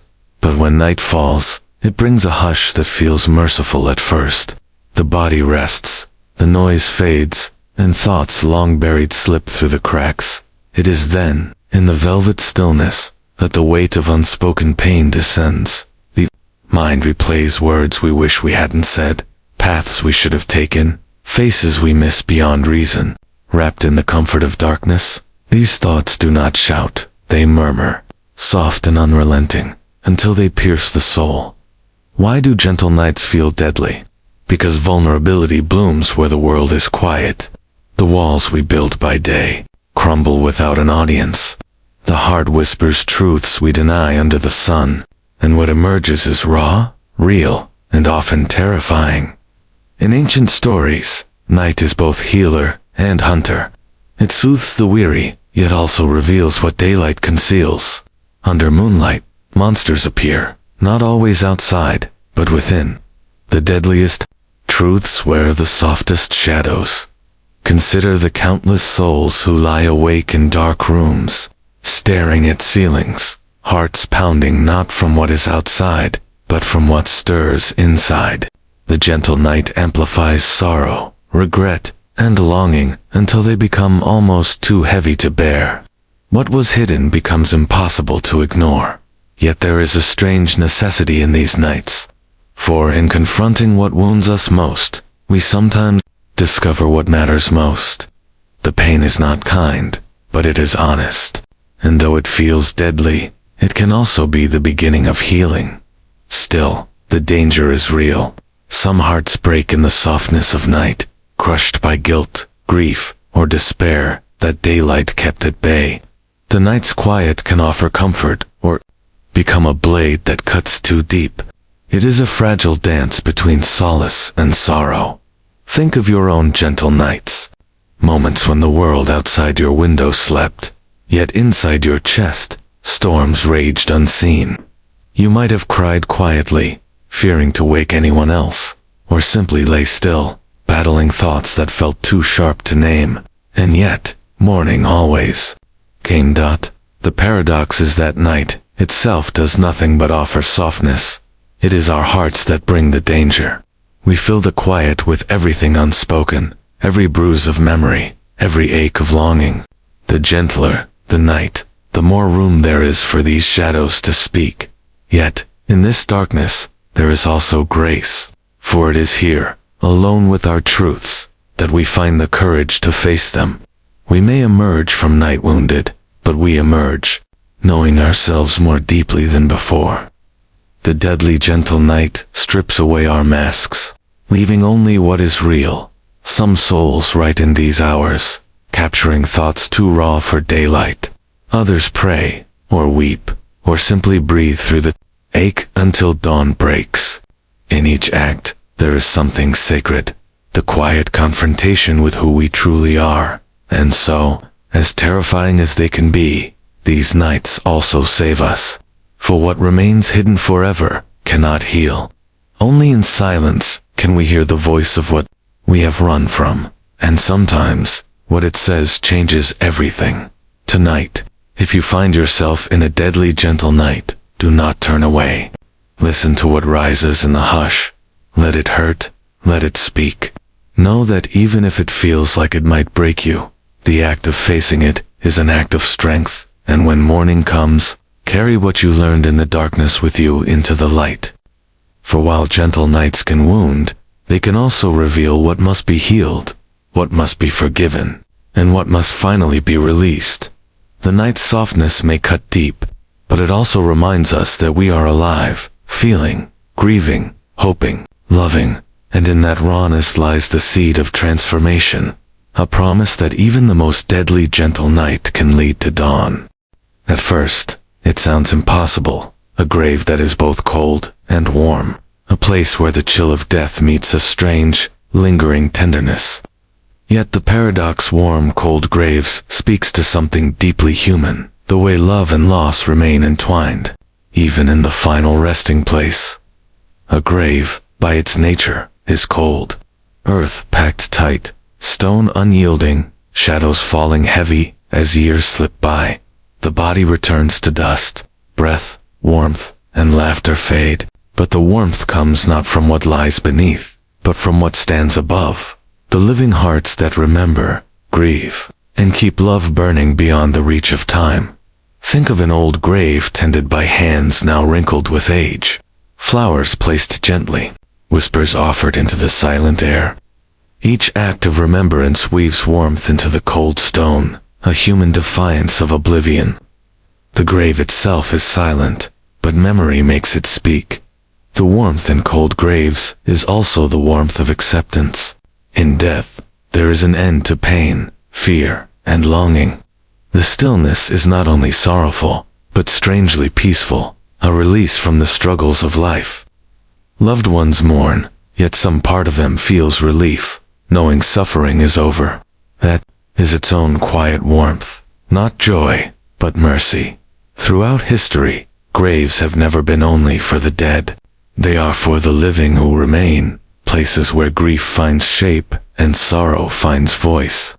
We visit not only to mourn but to speak, remember, and sometimes even to forgive. In doing so, we fill the cold earth with something gentle and enduring. Consider the graves of forgotten soldiers, centuries old, whose stories are lost to time. Yet strangers still stand beside them, touched by the silent courage resting there. Flowers left by unknown hands become small flames of warmth against the chill of death. Even in our hearts, there are warm, cold graves. memories of those we loved and lost, places where pain once burned, fierce but now glows softer, transformed by time into gratitude and love. The ache remains, but so does tenderness. The paradox reminds us that death is not only an ending but a strange kind of continuation. The body lies in stillness, but the bonds formed in life do not simply vanish. They echo in the living in laughter that sounds like someone long gone, in habits we keep without realizing, in dreams where familiar faces appear. In this way, the grave is cold, but the connection remains warm. Love transcends the final breath, reshaping itself into memory, story, and silent presence. We feel it in moments we can't explain, a sudden scent, a familiar song, an unexpected tear. Yet the paradox also warns us, clinging too tightly to graves can keep us from living. The warmth of memory should guide us forward, not trap us in the past. The dead ask to be remembered, but not at the cost of our own lives. To stand at a grave and speak aloud, to let tears fall freely, is an act of both mourning and release. It acknowledges loss, but also honors what was shared. And in that moment, the grave feels less cold for our words, our breath, our love make it something more than stone and earth. Think, too, of graves unmarked and forgotten, where no one comes. Even there, nature offers warmth. Grass grows, sunlight falls, rain nourishes the soil. Life continues around what has ended, gently softening what was once sharp with grief. There is comfort in this. The world does not stop for sorrow, but it does not erase it, either. Instead, it folds the memory of the lost into the great tapestry of life. The warmth remains woven into everything we do, everyone we become. Tonight, remember this paradox. If you carry cold grief in your heart, look for its hidden warmth, the laughter once shared, the lessons left behind, the love that still shapes you. These are not lost. They live quietly, but powerfully, in every choice you make, every kindness you offer, every dream you pursue. For the grave may hold the body, but it cannot hold the love. That love lingers, sometimes painfully, sometimes gently, a soft warmth against the cold finality of death. In this way, warm cold graves becomes not only a symbol of loss, but of the human spirit's refusal to forget, to let go completely. It is a reminder that even the coldest places can shelter something tender, something enduring, something fiercely alive. And so, though graves remain cold to the touch, they are warmed by memory, love, and the quiet promise that nothing truly cherished ever fully disappears. Wounds and bliss, two words that seem worlds apart. One speaks of pain, blood, and the inevitability of death. The other of joy, sweetness, and moments we wish could last forever. Yet together, they reveal a profound paradox. Blissful mortal. Wounds, the realization that some of our deepest pains are what make us feel most vividly alive. To be mortal is to be wounded by time itself. Every heartbeat carries us closer to an end we cannot escape. Yet knowing this makes each moment shimmer with meaning. Without mortality, there would be no urgency, no tenderness, no awe at the fragile beauty of existence. The very wounds carved by time and fate are what teach us to cherish, to love, to truly see. Consider love itself, the sweetest of wounds. To open your heart is to risk breaking it. To care deeply is to invite grief when the object of your love changes, leaves, or dies. And yet, who would choose an unbroken heart if it meant never loving at all? The ache is proof that something mattered, deeply and fiercely. Bliss hides in the wound because it reminds us we are alive.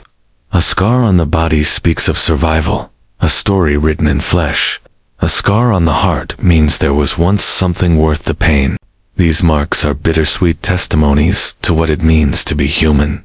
Think of ancient warriors, poets, and saints who spoke of sacred wounds, injuries suffered in the name of love, honor, or faith.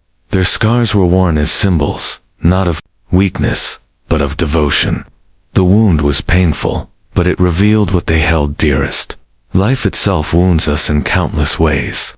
Time steals youth, failure humbles pride, and grief follows every love. Yet from these wounds spring moments of unexpected grace, compassion for others who suffer, gratitude for fleeting joys, and wisdom born from sorrow. Blissful mortal wounds do not promise that pain itself is sweet. Rather, they show that pain can awaken something beautiful, a fierce tenderness, a deeper presence, an appreciation for the fragile miracle of simply being here, breathing. Feeling it is this paradox that gives human life its poignancy. We bloom brightest when we know we will not last forever.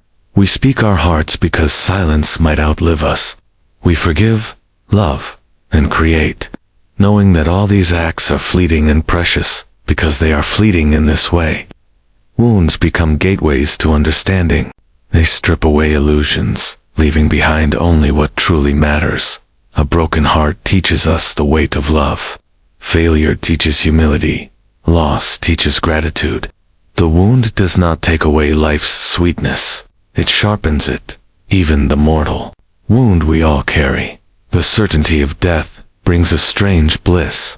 It frees us from pretending that tomorrow is guaranteed, pushing us to live more fully now. We see the sunrise differently when we remember it may not come again. We say I love you more urgently, knowing time's sharp edge waits. Yet it is not only our wounds that matter, but how we carry them. Some choose bitterness, letting pain harden the heart. Others choose tenderness, letting pain deepen their empathy and love. In this choice, the wound becomes either poison or blessing. Blissful mortal wounds remind us, life is not about avoiding pain, but about embracing what pain reveals, our capacity to feel, to care, to dream, despite knowing it will hurt. Imagine your own wounds, heartbreaks, regrets, losses. Each one hurt, and may still ache. But look closely, and you might see the gifts they brought: resilience, compassion, a gentler gaze upon the world. The wound remains, but so does what it taught you. The paradox teaches us that our humanity is shaped by both joy and sorrow. Without wounds, there would be no depth. Without bliss, no reason to bear the wounds. Together, they create a life that is painfully, beautifully real. Tonight, if you feel your wounds burning, do not turn away. Feel them fully, and remember why they hurt, because you dared to love, to hope, to live. That daring is your bliss, proof that you have truly been alive, and when the pain quiets, let the wound remain as a quiet blessing, a reminder of your courage to care, your capacity to feel, and your willingness to risk heartbreak for the chance of joy. In the end, our scars are not signs of defeat, but of having lived deeply. Blissful mortal wounds do not promise an easy life, but a meaningful one where the sweetest moments are made sweeter by knowing they will not last forever. So let your wounds remind you not of what you lost, but of how fiercely you loved, how bravely you lived, and how beautifully you chose to keep your heart open, even when it hurt to do so. In every life, shadows follow, silent, watchful, inevitable. They slip beside us in moments of fear, regret, or sorrow. Yet these shadows are neither fully cruel nor purely comforting. They are tender, ruthless shadows, as gentle as they are merciless, shaping us by revealing what we wish to hide. At first, shadows seem like threats, dark reflections of our guilt, weakness, and unspoken truths. We flee from them, pretend they do not exist, or cover them with light. But shadows are loyal. They do not abandon us. They remain close, whispering reminders of what we deny. Yet in their quiet persistence lies an unexpected tenderness. Shadows show us not only what we fear, but also what longs to be healed. They guide us back to wounds we have ignored too long, forcing us to look until we see what truly lies beneath. Think of how a child's shadow dances beside them at sunset, playful and harmless, a companion as real as any friend. As we grow older, shadows grow darker, yet they remain part of us, never leaving, even when we turn our backs. Their ruthlessness comes from honesty. Shadows do not flatter or deceive. They reveal what is hidden without apology. Envy, fear, rage, longing. They show us truths that pride or denial would rather keep buried, and in doing so, they cut deep. But why call them tender? Because the shadow's purpose is not to destroy, but to awaken. Only by facing what we hide can we become whole. The shadow is the part of us that refuses to let pain remain unseen, that insists we acknowledge every piece of who we are. Carl Jung spoke of the shadow as the unconscious part of the self, holding not only darkness, but also untapped potential, creativity, and forgotten strengths. To deny the shadow is to live only half a life. To face it is to reclaim lost parts of the soul. Imagine the moments when shadows appear most clearly: quiet nights, solitude, heartbreak. In these moments, the mask slips, and we glimpse the parts of ourselves we wish weren't there. The shadows do not comfort, but they do not abandon us either. They stay until we listen. It is this paradox, tenderness and ruthlessness, that makes the shadow sacred. It wounds to heal. It terrifies to liberate. It shows us the worst in ourselves, so we can discover what lies beyond fear, acceptance, compassion, and ultimately, transformation. Some run from shadows all their lives, terrified of what they might reveal. Yet the running itself deepens the fear. Others dare to turn and face them, to ask, "What do you want to show me?" And in that moment, the ruthless darkness softens into an unexpected embrace. The shadow teaches humility. It reminds us we are not as perfect as we pretend, nor as hopeless as we fear. It holds the messy human truth that we are both light and darkness, capable of love and cruelty, courage and cowardice. In its tenderness, the shadow offers freedom, the freedom to live authentically, to love without masks, to speak truths we once silenced. But this freedom costs us comfort, pride, and illusion. The shadow's ruthlessness demands we let go of who we pretend to be. Even in art, myth, and storytelling, the shadow appears, the monster that turns out to be misunderstood, the villain, whose pain mirrors our own, the hero who must confront inner darkness before saving anyone else. The shadow is always there, shaping the journey. Consider your own life. The mistakes you regret, the parts of yourself you wish were different, these are your shadows. You may judge them harshly, but they remain part of your story, shaping your compassion, your strength, your depth.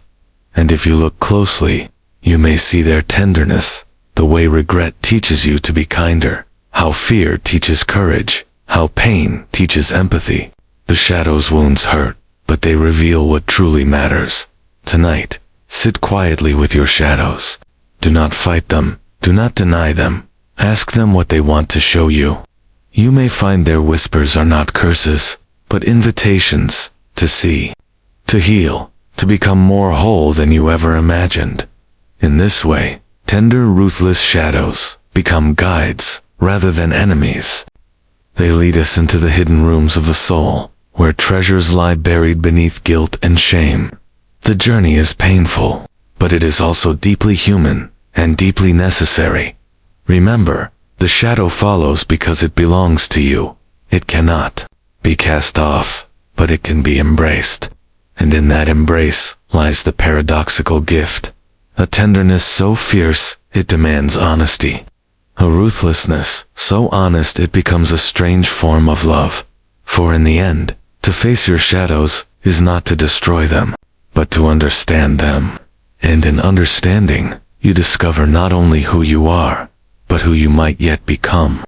Storms are nature's fury unleashed, merciless winds, roaring thunder, rain that cuts like glass. Yet even the mightiest storm is born of delicate changes, a shift in temperature, the trembling rise of warm air, the subtle gathering of unseen forces. And so emerges the paradox: fragile, ruthless storms. Tempests both delicate in origin and devastating in force. In this paradox, fragility, and ruthlessness dance as one. The storm begins as an invisible whisper, a tender fluctuation in pressure, barely felt by the skin. But these subtle, almost gentle beginnings can grow into violent power, capable of tearing down walls and uprooting the oldest trees. So too within us. Anger, sorrow, passion. The great storms of the heart often start from something small, a word left unsaid, a memory unhealed, a hope betrayed. What begins as the softest ache can rise into a rage or grief that consumes us completely. Consider the hurricane forming over warm seas.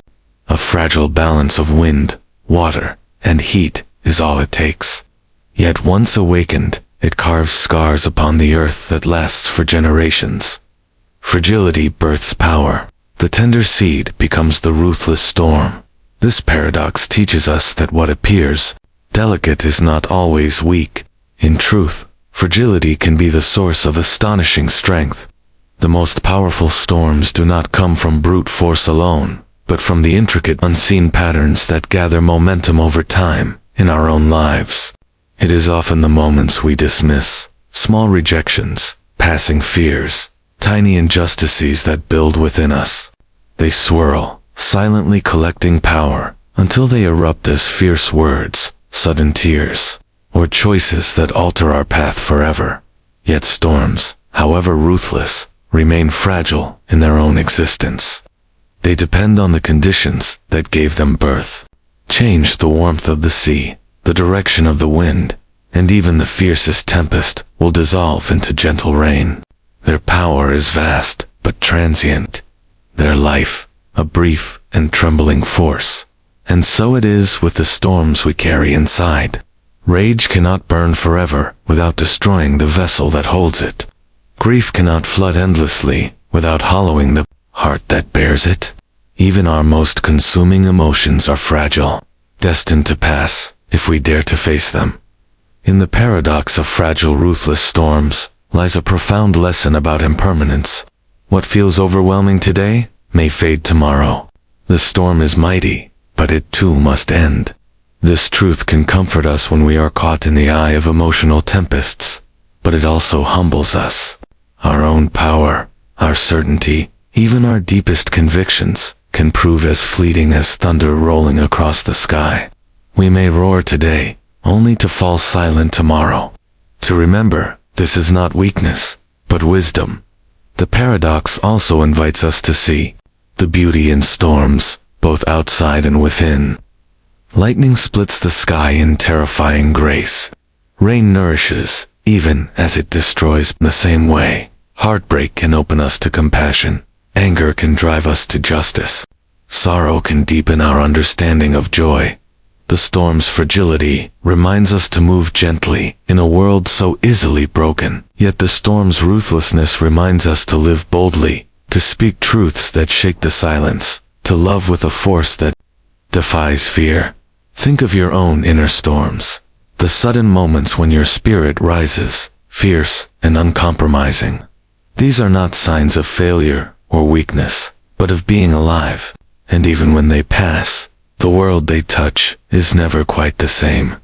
Nature shows us that even the fiercest storm leaves behind renewal, rivers reshaped, seeds scattered, new life emerging from fallen branches. So too in us, the storms we survive may leave scars, but also clear space for growth we never imagined. Yet we must respect the balance. To deny the storm is to invite greater destruction later. To indulge it endlessly is to lose ourselves. The wisdom lies in recognizing the storm's power, understanding its source, and allowing it to pass without clinging to the wreckage. Tonight, if you feel the wind rising within, anger, grief, fear, pause and remember, this storm, born from something small, holds great power, but it too is fragile. Let it move through you, let it speak its truth, and then let it fade. In this dance of fragility and ruthlessness, we discover the raw truth of being human. We are capable of devastation, yet built from the most delicate breath. We roar like thunder, yet remain as transient as clouds. To hold this paradox in our hearts is to live more honestly, more gently, and yet more fiercely than before. For in the end, it is not the absence of storms that shapes us, but our willingness to face them, to honor both their fragility and their ruthless power. Silence is often imagined as peaceful, a soft lullaby after chaos, a comforting absence of noise. But listen closely, and you'll discover its hidden edge. Silence can soothe, but it can also sting. It is both refuge and weapon, kindness and cruelty. This is the paradox of sweet savage silence. A quiet, so gentle, it heals. Yet so merciless, it can cut deeper than any word. In moments of calm, silence feels like a balm upon the spirit. It offers space to breathe, to reflect, to remember who we truly are beneath the clamor of the world. In silence, we rediscover forgotten dreams, hear the soft voice of intuition, and rest in a sweetness beyond words. Yet that same silence, when turned against us, becomes savage. The quiet after betrayal echoes louder than any shouted insult. The hush that falls between people who once spoke endlessly can feel as brutal as a blade. Silence in love can punish. Silence in grief can crush the heart under its weight. Consider the quiet that falls after an argument, so heavy it feels impossible to breathe. Or the silence of a lost friend, whose voice you once heard daily. What was once sweet becomes a reminder of absence, of words left unsaid, of distance that can't be crossed. In nature, silence holds similar power. A tranquil forest at dawn feels sacred, yet the sudden hush before a predator strikes chills the blood. Silence is never just emptiness. It is charged with possibility, threat, or promise. This paradox teaches us that silence is not the absence of life, but its intensification. It amplifies what we carry within. In peaceful hearts, silence brings serenity. In hearts burdened with regret or fear, it magnifies that pain. Silence does not choose sides, it reflects what we bring to it, and so, silence becomes both healer and tormentor. It offers refuge from the relentless noise of the world, allowing wounds to knit and thoughts to settle. But it also confronts us with truths we might rather avoid. Loneliness, guilt, the weight of things left undone. Sweet savage silence can hold tenderness too. Think of the gentle silence shared between two souls who understand each other beyond words. The kind that feels deeper than conversation. Or the hush of dawn, soft and promising, when the world feels reborn. Yet silence is equally savage in its finality. The silence that follows a last goodbye. The quiet left when someone we love departs, and no word will ever bridge that space. In these moments, silence is merciless, reminding us of what we've lost. This paradox reveals that silence is honest. It neither flatters nor deceives. It shows us the truth of what remains when words fall away. In that truth lies both sweetness and savagery, the beauty of what we had, and the pain of what we no longer do. In music, silence shapes the melody as much as sound. The pause before a note can heighten longing. The moment after can deepen release. Silence gives meaning to words, and life to music. Its sweetness is found in contrast. Its savagery, in what it exposes when sound is stripped away. In our own lives, we often fear silence because we fear what it might reveal. But to embrace it is to discover its gift, a chance to meet ourselves without disguise, to hear the heart's quiet longing. The savage honesty of silence can wound, but it can also heal wounds that words cannot touch. Imagine sitting alone in the dark, no distractions, only your breath and heartbeat. At first, silence feels uncomfortable, even frightening, but stay a little longer, and sweetness emerges, a sense of presence, of being deeply alive without needing to prove it. The paradox asks us to honor both faces of silence, not to cling only to its sweetness, nor to fear its savagery, but to see that both are necessary. Silence humbles us, it softens us, It forces us to feel, and feeling, even when it hurts, is proof we are alive. Sweet savage silence reminds us that words can lie, but silence rarely does. In the spaces where nothing is said, truth echoes loudest. It shows us what matters, what wounds remain, and what love endures beyond speech. Tonight, if silence visits you, do not run. Listen. It may whisper regrets, yes, but also forgiveness. It may show you pain, but also grace. Within its savage honesty lies a sweetness no noise can offer, the quiet certainty of your own heartbeat, the fragile miracle of simply being. In the end, silence is neither friend nor enemy. It is a mirror, reflecting both our tenderness and our shadows, and if we dare to look, we may find that the sweetest peace often lies hidden within the most savage truths. At first glance, the words seem to clash like swords, peace and carnage, calm and ruin. Yet history, nature, and the deepest corners of the human heart reveal a haunting truth. There can be peace amid carnage, a stillness that lingers even as the world burns, a quiet center in the eye of the storm. On ancient battlefields, soldiers spoke of strange moments when time seemed too slow, when death raged around them, yet their minds fell silent. In those heartbeats, fear dissolved into an eerie calm, and purpose shone clearer than ever before. Carnage outside, peace within. This paradox reveals a mystery of human nature, that in moments of greatest chaos, something in us awakens that is untouched by fear or fury. It is not the absence of violence, but a clarity that rises above it, a stillness that observes, even as everything crumbles. Imagine the eye of a hurricane. All around, winds roar, waves crash, and destruction reigns. Yet, at the very center, there is a ring of profound stillness, a fragile oasis that holds despite the fury at its edge. In that quiet, the storm almost forgets itself. So too within us. When grief strikes like lightning, or rage blazes uncontrollably, there can emerge a center, small but unshakable, where acceptance waits. Not denial, not numbness, but a peace that says, this too is part of life. Great mystics, soldiers, and survivors have spoken of this paradoxical calm, a serenity that arises not when suffering ends, but when we stop resisting it. In the heart of pain, they discover a space untouched by it, a deeper awareness that simply witnesses. Consider a surgeon in the chaos of an operating room. Around them, alarms blare and lives hang by a thread, yet they move with calm precision, mind anchored in the task. Their peace does not erase the carnage. It guides them through it, or think of nature after devastation, the dawn that breaks after wildfire. Sunlight glinting upon ash and ruin. Life insists on returning, and in that stubborn renewal, there is a strange peace, not the naive peace of untouched beauty, but the deeper peace of survival and acceptance.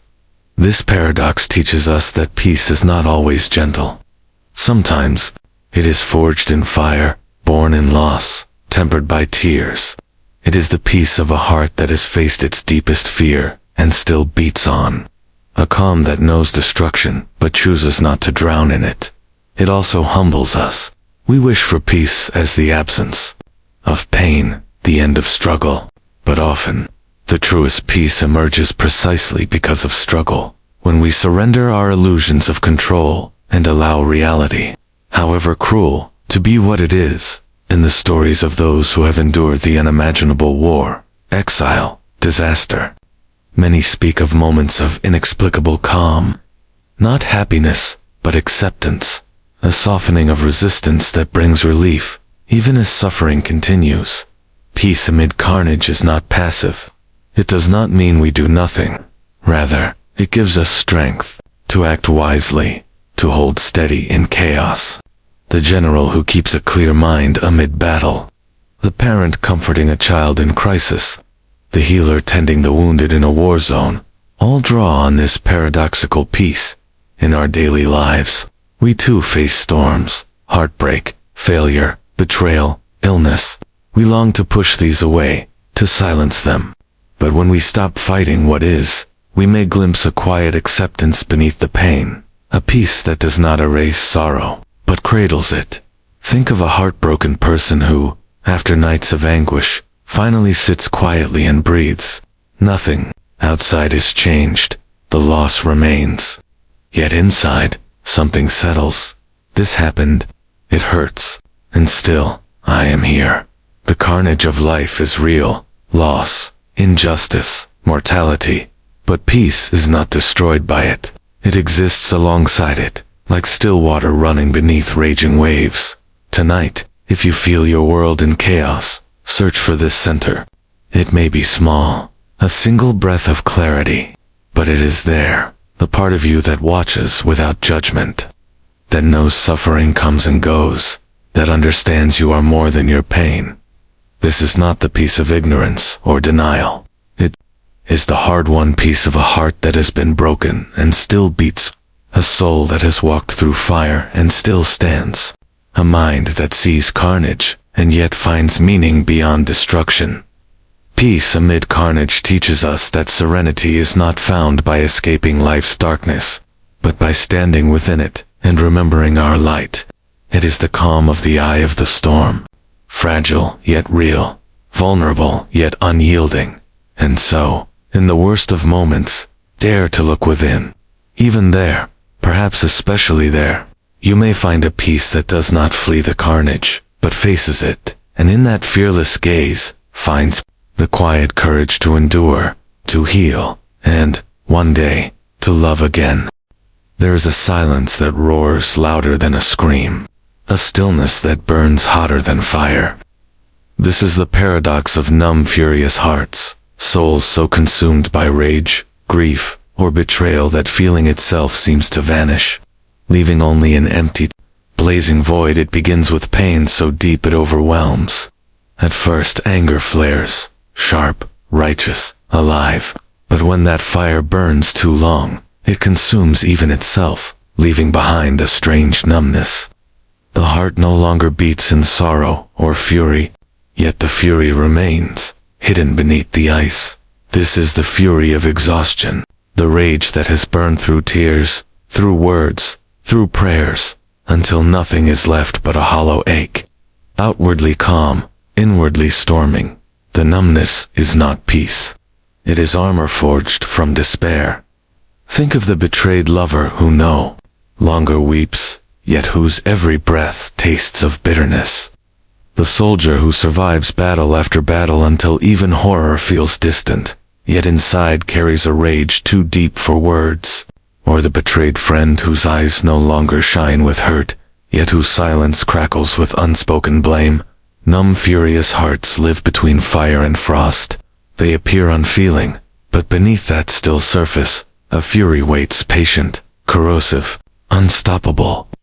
The paradox lies in this. Numbness is supposed to be the death of passion, yet here it becomes its final, most enduring form, in nature. 2. We find this chilling power. Lava cools to stone, yet the fire within the earth remains. An ocean may seem calm on its surface, yet deep currents tear, unseen beneath. Stillness can hide unimaginable force. In us, this paradox often comes when the mind can bear no more. The body continues, the heart beats, words are spoken, but the true self recedes, sheltering in numbness to survive. And yet, the rage at injustice, betrayal, or loss remains alive, seething behind the walls we build. What makes this state so haunting is its quiet. Outrage can be met, argued, or soothed, but numb fury is silent. It denies comfort, rejects consolation. It becomes a fortress without windows, isolating us even from those who would help. This paradox teaches us about the danger of denying pain too long. To feel deeply, even to rage, is a sign of life. But when we bury our fury instead of facing it, it grows cold and sharp, turning inward. The numbness protects us, but also imprisons us. In the numb, furious heart, love itself becomes a memory. We remember what it was to care, to hope, but cannot feel it.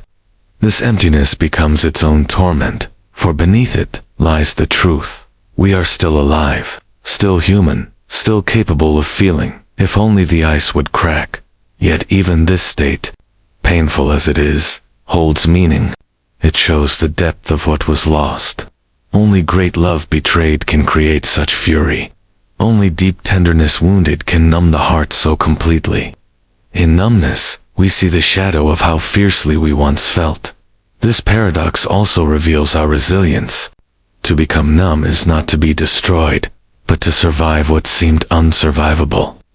It is a stubborn refusal to be broken, even if it means turning feeling to stone. But the danger is that numb, furious hearts often stay frozen too long. Over time, the fire within consumes not just pain, but joy, tenderness, and hope. The world becomes gray. Relationships grow shallow. Purpose fades. Rage remains, but it loses its shape, becoming a formless ache. To heal, the numb, furious heart must risk feeling again. This means letting the ice melt, even if it reveals wounds that still bleed. It means facing the rawness beneath the numbness, allowing tears to return, anger to be spoken, sorrow to be honored. It is a painful awakening, but only by feeling can we live fully. Fury can guide us toward justice, grief toward compassion, regret toward wisdom. Numbness offers safety, but it robs us of growth. Tonight, if you feel yourself cold, distant, yet burning inside, recognize this paradox. Your numbness is not weakness. It is proof of the depth of your passion. But also know that beyond numbness, life waits, messy, painful, but real. Dare to let the ice crack, even a little. Let a memory sting, let a word wound, let a tear fall. You may discover that beneath numb fury lies not only pain, but also love. The very love that made you rage in the first place. Numb, furious hearts remind us that even when we seem beyond feeling, we are never truly beyond hope. The ember of what we once cherished still burns. And if we find the courage to feel again, that ember can become a new flame, not the wildfire of blind anger, but a steadier light, guiding us back to life. Pain and rest appear as natural enemies. One torments, the other soothes. Yet in the strange depths of human experience, they can coexist. This is the paradox of restful, relentless pain. A suffering so constant it becomes familiar, almost comforting, like a shadow that never leaves. At first, pain is sharp and disruptive. It demands attention, shakes us awake, drags us into the rawness of being alive. But when pain lingers, chronic, relentless, day after day, something strange happens. We learn to live alongside it. The agony doesn't vanish, but it becomes woven into our very rhythm of existence. In this quiet acceptance, there is a certain rest, not relief in the true sense, but an uneasy truce. The pain stays, yet the mind no longer fights every moment of it. The struggle softens into resignation, and in resignation, we find a peculiar kind of peace. Consider those who endure chronic illness, old wounds, or grief that never fully heals. The ache is relentless, but its familiarity can feel oddly grounding. It becomes part of the day, like breath or heartbeat. And in that constancy, something almost restful emerges. The predictability of what once terrified us. This is the stillness that comes not from freedom of pain, but from surrender to it. The heart no longer braced in dread, the mind no longer consumed by why me. Instead, the pain remains, but it no longer shakes us apart. It is the paradox of carrying a burden so long that it becomes part of us. We stop resisting every step, and strangely, the weight feels less crushing. The pain still hurts deeply, endlessly, but our spirit finds a way to rest within the hurt. In grief, we see this too. The early days of loss are jagged and raw. Every reminder feels like a blade. Yet over months and years, grief becomes a quieter ache, still relentless, but no longer tearing us open daily. In its steady presence, we find a bittersweet refuge. The pain reminds us that love was real, that memory endures. Even in the body, the nervous system adapts. The sharpest pain dulls into an ever-present throb. It still drains energy, yet the mind learns to drift, to breathe around it. The pain is relentless, but in that relentlessness, it becomes strangely predictable, and predictability brings its own rest. This paradox humbles us. We often imagine rest as the absence of suffering, but the truth is more complex. Sometimes, peace is not found by erasing pain, but by learning to move gently within it. By no longer fighting every moment, we discover a quiet endurance. In ancient philosophies, suffering was seen as a teacher. Relentless pain forces us to see what truly matters, to let go of illusions, to recognize the fragility and beauty of simply being alive. In that recognition, there is rest, not because the pain has stopped, but because our struggle against it has softened. But this rest does not mean we surrender hope. It means we stop waging war against every sensation and instead live fully, even while hurting. It means accepting pain's presence without letting it define our worth or extinguish our joy. Imagine sitting quietly in a room where pain lingers like a silent guest. At first, we tense, resist, wish it away. But as time passes, we breathe deeper. The guest is still there, but our heartbeat slows. We begin to see beyond the pain, to the light outside the window, to the softness of air on skin, to the memory of a smile. In this way, Restful Relentless Pain teaches us compassion for ourselves and for others who also carry unseen burdens. We come to understand that everyone walks with some form of ache, and that living gently with pain can open the heart rather than close it.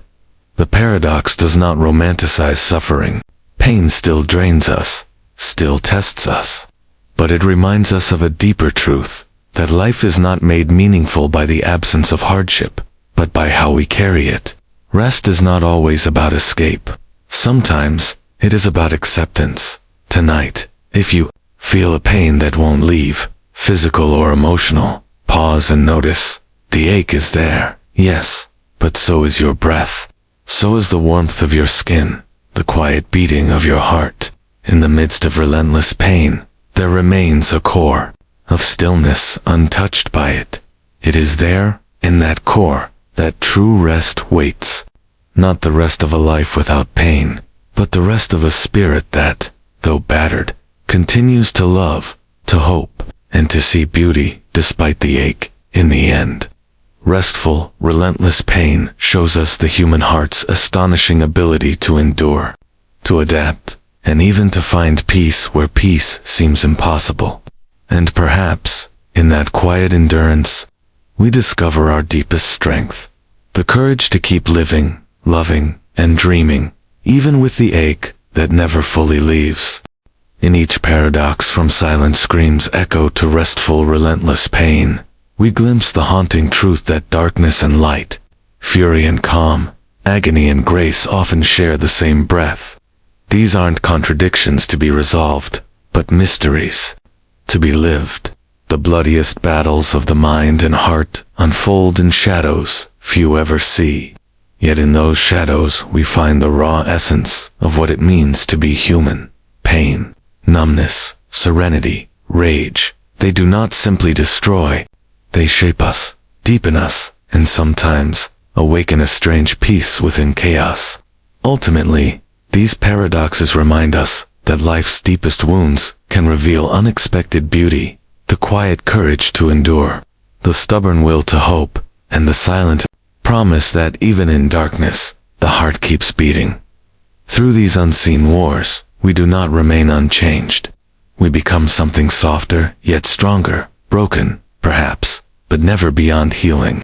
And in that delicate balance of pain and peace, we discover the hidden strength to keep breathing, keep dreaming, and keep loving, even through the quietest screams of night.